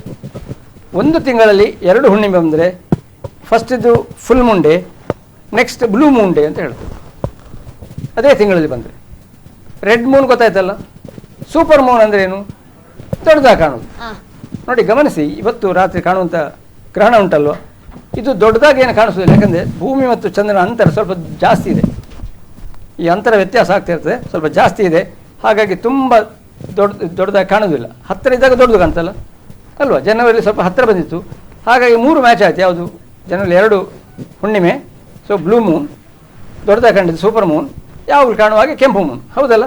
ಸೊ ಓಕೆ, ಸರಿ. ಮತ್ತೆ ಕೇಳಿ, ಮಾತಾಡಿ. ಸರ್, ನೀವು ಹೇಳಿದ್ರಿ ಸೂಪರ್ ಮೂನ್, ಬ್ಲೂ ಮೂನ್ ಇದೆಲ್ಲ ಲೂನಾರ್ ಎಕ್ಲಿಪ್ಸ್ ಆಯ್ತು. ಬಟ್ ಈ ಎಕ್ಲಿಪ್ಸ್ ನ ಲೈಕ್ ಲಾಂಗೆಸ್ಟ್ ಎಕ್ಲಿಪ್ಸ್ ಅಂತ ಹೇಳ್ತಾ ಇದ್ದಾರೆ, ಯಾಕೆ? ನೋಡಿ, ಶತಮಾನ ಅಂತ ಹೇಳಿದ್ವಲ್ಲ, ಶತಮಾನ 2001ರಿಂದ 3000 ಇಸ್ವಿವರೆಗೆ, ಸಾರಿ 2100ನೇ ಇಸ್ವಿವರೆಗೆ ಒಂದು ಶತಮಾನ, ಇದಕ್ಕೆ 21ನೇ ಶತಮಾನ ಹೇಳ್ತಾರೆ, ಹೌದಲ್ಲ? 2000 ಇಸ್ವಿವರೆಗೆ ಏನದು? ಅದು 20ನೇ ಶತಮಾನ. ನೋಡಿ, ಈ ಶತಮಾನದಲ್ಲಿ ಲಾಂಗೆಸ್ಟ್ ಅಂತ ಹೇಳ್ತೇವೆ. ಯಾಕಂದರೆ ಈ ಶತಮಾನದ ಲೆಕ್ಕ ಹಾಕಿದ್ರೆ, ನಾನು ಆಗಲೇ ಹೇಳಿದೆ, ಯಾವ ಘಟಿಸ್ತದೆ, ಎಷ್ಟು ವರ್ಷ ಘಟಿಸ್ತಾರೇ, ಎಷ್ಟು ದೂರ ಇರ್ತದೆ ಕೂಡ ಲೆಕ್ಕ ಮಾಡಲಿಕ್ಕೆ ಆಗ್ತದೆ. ಈ ಶತಮಾನ ಅಂದರೆ 2001ರಿಂದ 2100ನೇ ಇಸ್ವಿವರೆಗೆ ಇವತ್ತು ನಡೆಯುವಂಥ ಗ್ರಹಣ ಉಂಟಲ್ಲೋ, ಅದು 103 ನಿಮಿಷ ಇರ್ತದೆ, ಯಾವುದು ಪೂರ್ಣವಾಗಿ. ಮತ್ತೆ ಎಲ್ಲೋ ಕಡಿಮೆ ಇರ್ತದೆ, ಒಂದು 101 ಇರ್ಬೋದು, 100 ಇರ್ಬೋದು, 90 ಇರ್ಬೋದು. ಅದೇ 2000 ಇಸ್ವಿಯಲ್ಲಿ ನಡೆದಂಥ ಗ್ರಹಣ 2000, ಅದು ಕಳೆದ ಶತಮಾನ ಅಂತ ಹೇಳ್ತೇವೆ, ಅದು 106 ನಿಮಿಷದಾಗಿತ್ತು. ಗೊತ್ತಾಯ್ತಲ್ಲ? ಥಿಯರಿಟಿಕಲಿ ಲಾಂಗೆಸ್ಟ್ ಅಂದರೆ 107 ನಿಮಿಷ ಲೆಕ್ಕಾಚಾರ. ಎಷ್ಟು ದೂರ? ನಾನು ಆಗಲೇ ಹೇಳಿದೆ, ದೂರ ಹತ್ತಿರ ಬರುವುದು. ಸರಿ, ಅರ್ಥ ಆಯ್ತಲ್ವ? ಹಾಂ ಹೌದು, ನೀನು ಕೇಳಿದಿ. ನೋಡಿ, ಈಗ ಲೀಪ್ ಇಯರ್ ಅಂದರೆ ಆ ಒಂದು ವರ್ಷದಲ್ಲಿ ಏನು ಫೆಬ್ರವರಿಲಿ 29 ದಿನ ಅಂತ ಹೇಳ್ತೇವೆ, ಹೌದಲ್ಲ? ನೋಡಿ, ಅರ್ಥ ಮಾಡ್ಕೊಳ್ಳಿ. ಈಗ ಮಾಡೆಲ್ ಮೂಲಕ ಕೆಲವು ವಿವರಣೆ ಕೊಟ್ಟಿದ್ದೆ ನಾನು. ಈಗ ನೀವು ಗ್ರಹಿಸುವುದಾದರೆ ಅದನ್ನೇ, ಈಗ ಸೂರ್ಯಲ್ಲಿ ಕಾಣ್ತಾ ಇದ್ದರೆ, ಭೂಮಿ ಇಲ್ಲಿದ್ದರೆ, ಭೂಮಿ ಸಹಜವಾಗಿ ಹೀಗೆ ತಿರುಗುವುದು, ಯಾವ ಕಡೆಗೆ? ಪೂರ್ವದ ಕಡೆಗೆ ಇಳಿದು ಈ ಕಡೆ ಮೇಲೆ ಬರುವಂಥದ್ದು. ಅರ್ಥ ಆಯ್ತಾ? ನೋಡಿ, ಈ ತಿರುಗುವಿಕೆಯಲ್ಲಿ ಒಂದು ದಿನ ಅಂದ್ರೇನು? ಹಗಲು ಮತ್ತು ರಾತ್ರಿ, 24 ಅವರ್ಸ್ ವಾಚಿನಲ್ಲಿ ಅಲ್ವಾ? ಅದು ನಾವು ಅದಕ್ಕೊಂದು ಮೆಷಿನ್ ಮಾಡ್ಕೊಂಡಿದ್ವಿ. ಆದರೆ ಸಹಜವಾಗಿ ಏನು? ಬೆಳಕಿರ್ತದೆ, ಬೆಳಕಿರುವುದಿಲ್ಲ, ಹೌದಲ್ಲ? ಇದು ಒಂದು ದಿನ. ಈಗ ಈ ಥರ ಲೆಕ್ಕ ಆಗ್ತಾ ಹೋದರೆ ಭೂಮಿ ಇಲ್ಲಿದ್ದದ್ದು ಮತ್ತೆ ಭೂಮಿ ಇಲ್ಲಿ ಬರಬೇಕಾದ್ರೆ 365 ಕಾಲು ದಿನ ಬೇಕಾಗ್ತದೆ. ಕ್ಯಾಲೆಂಡರ್ನಲ್ಲಿ ಕಾಲು ದಿನ ತೋರಿಸ್ಲಿಕ್ಕೆ ಆಗೋದಿಲ್ಲಲ್ಲ. ಅದಕ್ಕೇನು ಮಾಡ್ತೇವೆ ನಾವು? 4 ವರ್ಷಕ್ಕೊಮ್ಮೆ ಕಾಲು ಕಾಲು ಕಾಲು ಸೇರಿಸಿ ಒಂದಿನ ಆ್ಯಡ್ ಮಾಡ್ತೀವಿ. ಅರ್ಥ ಆಯ್ತಲ್ಲ? ಆ ಇಯರ್ ಲೀಪ್ ಇಯರ್ ಏನಲ್ಲ, ಕ್ಯಾಲೆಂಡರ್ನಲ್ಲಿ ಪ್ರಿಂಟ್ ಮಾಡಲಿಕ್ಕೆ ಆಗೋದಿಲ್ಲ. ಹಾಗಾಗಿ 4 ವರ್ಷ ಆದಮೇಲೆ ಫೆಬ್ರವರಿ ಒಂದು ದಿನ ಸೇರಿಸ್ತೇವೆ. ಮತ್ತು ನೋಡಿ, ಸರಿ ಗಮನಿಸಿ, ನೀವೆಲ್ಲರೂ ಅರ್ಥ ಮಾಡ್ಕೊಳ್ಬೋದು. ಕ್ರಮೇಣ ಒಂದು ವರ್ಷದಲ್ಲಿ 1 ಗಂಟೆ ಅಥವಾ ಒಂದು ಅರ್ಧ ಗಂಟೆ ಕೂಡ ಚೇಂಜ್ ಮಾಡೋದುಂಟು. ಯಾಕಂದರೆ ಅದು ಮ್ಯಾಚ್ ಆಗಬೇಕು ಅಂತ. ನಮಗೆ ದಿನವೂ ಸೂರ್ಯೋದಯ ಚಂದ್ರೋದಯಕ್ಕೂ ಮ್ಯಾಚ್ ಆಗಬೇಕು ಅಂತ ಹೇಳೋದಕ್ಕೆ ಗಂಟೆಗಳ ಲೆಕ್ಕ ಬದಲಾಯಿಸ್ತೇವೆ, ನಿಮಿಷದ ಲೆಕ್ಕ ಬದಲಾಯಿಸ್ತೇವೆ. ಹೌದು ಹೌದು, ಗೊತ್ತಾಯ್ತಲ್ವ? ಈ ರೀತಿ ಇರುವಂಥದ್ದು. ಸೊ ಲೀಪ್ ಇಯರ್ ಅಂದರೆ ಅಷ್ಟೇ ನಾವು ಆ್ಯಡ್ ಮಾಡಿರೋದು. ಎಸ್, ಮತ್ತೆ ಪ್ರಶ್ನೆಗಳಿದೆಯಾ? ಅಂದರೆ ತುಂಬ ಪ್ರಶ್ನೆಗಳು ಬಹುಶಃ ನಮ್ಮ ವ್ಯೂವರ್ಸ್ಗಳಿಗೂ ಕೂಡ ಇರುವಂಥ ಪ್ರಶ್ನೆಗಳನ್ನೆಲ್ಲ ಈ ಮಕ್ಕಳು ಕೇಳಿದ್ದಾರೆ. ಬಹುಶಃ ಸಾಕಷ್ಟು ನಾವು ಜೊತೆಗೆ ಸೋಲಾರ್ ಸಿಸ್ಟಮ್ ಬಗ್ಗೆನೂ ಕೂಡ ತಿಳ್ಕೊಂಡಿದ್ದೇವೆ.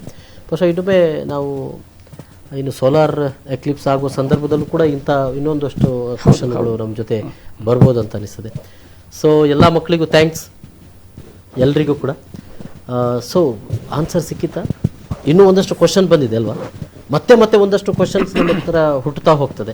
ಅಷ್ಟು ವಿಸ್ತಾರವಾದ ಸೋಲಾರ್ ಸಿಸ್ಟಮ್ಮೇ ಅಷ್ಟೇ ಅಲ್ಲ, ಅದಕ್ಕಿಂತ ಮತ್ತೆ ಇನ್ನೊಂದು ಏನೋ ಒಂದು ಸ್ಟಾರ್ ಇದೆ, ಅದರ ಸುತ್ತ ಮತ್ತೆ ಒಂದಷ್ಟು ಗ್ರಹಗಳಿವೆ. ಅದನ್ನೆಲ್ಲ ತಿಳ್ಕೊಳ್ಳುವಾಗ ಮತ್ತೆ ದೊಡ್ಡ ದೊಡ್ಡ ದೊಡ್ಡ ಕಾನ್ಸೆಪ್ಟ್ಗಳು, ಕಲ್ಪನೆಗಳೆಲ್ಲ ನಮ್ಮ ಮನಸ್ಸಲ್ಲಿ ಕ್ವಶನ್ಗಳಾಗಿ ಅದು ಬರ್ತಾ ಅನೇಕ ಅವಕಾಶಗಳಿವೆ.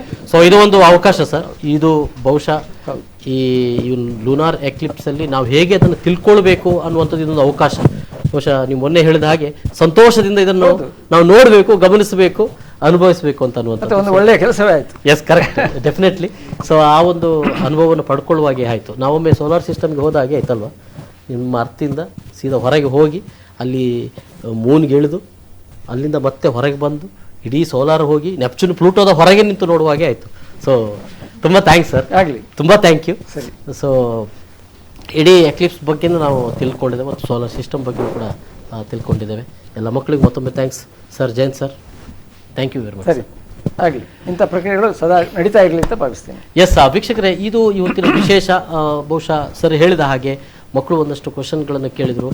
ಸೊ ಆ ಕ್ವಶನ್ಗಳಿಗೆ ಆನ್ಸರ್ ಸಿಕ್ಕಿದೆ ಅಂತ ಭಾವಿಸ್ತೇವೆ. ಇವತ್ತಿನ ಲುನಾರ್ ಎಕ್ಲಿಪ್ಸ್ ಅಥವಾ ಚಂದ್ರಗ್ರಹಣ ಅನ್ನೋದು ಏನು ಅಂತ ತಿಳ್ಕೊಂಡಿದ್ದೇವೆ. ಜೊತೆಗೆ ಸೋಲಾರ್ ಸಿಸ್ಟಮ್ ಬಗ್ಗೆನೂ ಕೂಡ ತಿಳ್ಕೊಂಡಿದ್ದೇವೆ. ಹಾಗಾಗಿ ಎಲ್ಲ ಆಚರಣೆಗಳು ಇರಲಿ, ನಂಬಿಕೆಗಳು ಎಲ್ಲವೂ ಇರಲಿ, ಅದರ ಜೊತೆಗೆ ಈ ಮೌಢ್ಯ ಅನ್ನೋದಿದೆ ಅಲ್ಲ, ಬೇಡದ ಒಂದು ಆಚರಣೆಗಳು ಯಾಕೆ ಬೇಕು ಅನ್ನೋದೇ ಪ್ರಶ್ನೆ ಇರುವಂಥದ್ದು. ಸ್ವಲ್ಪ ತಿಳಿದುಕೊಳ್ಳೋಣ, ಸೈಂಟಿಫಿಕ್ ಆಗಿ ಏನೋ ತಿಳ್ಕೊಳ್ಳೋಣ ಅನ್ನುವಂಥದ್ದೇ ಈ ಒಂದು ಕಾರ್ಯಕ್ರಮದ ಉದ್ದೇಶ.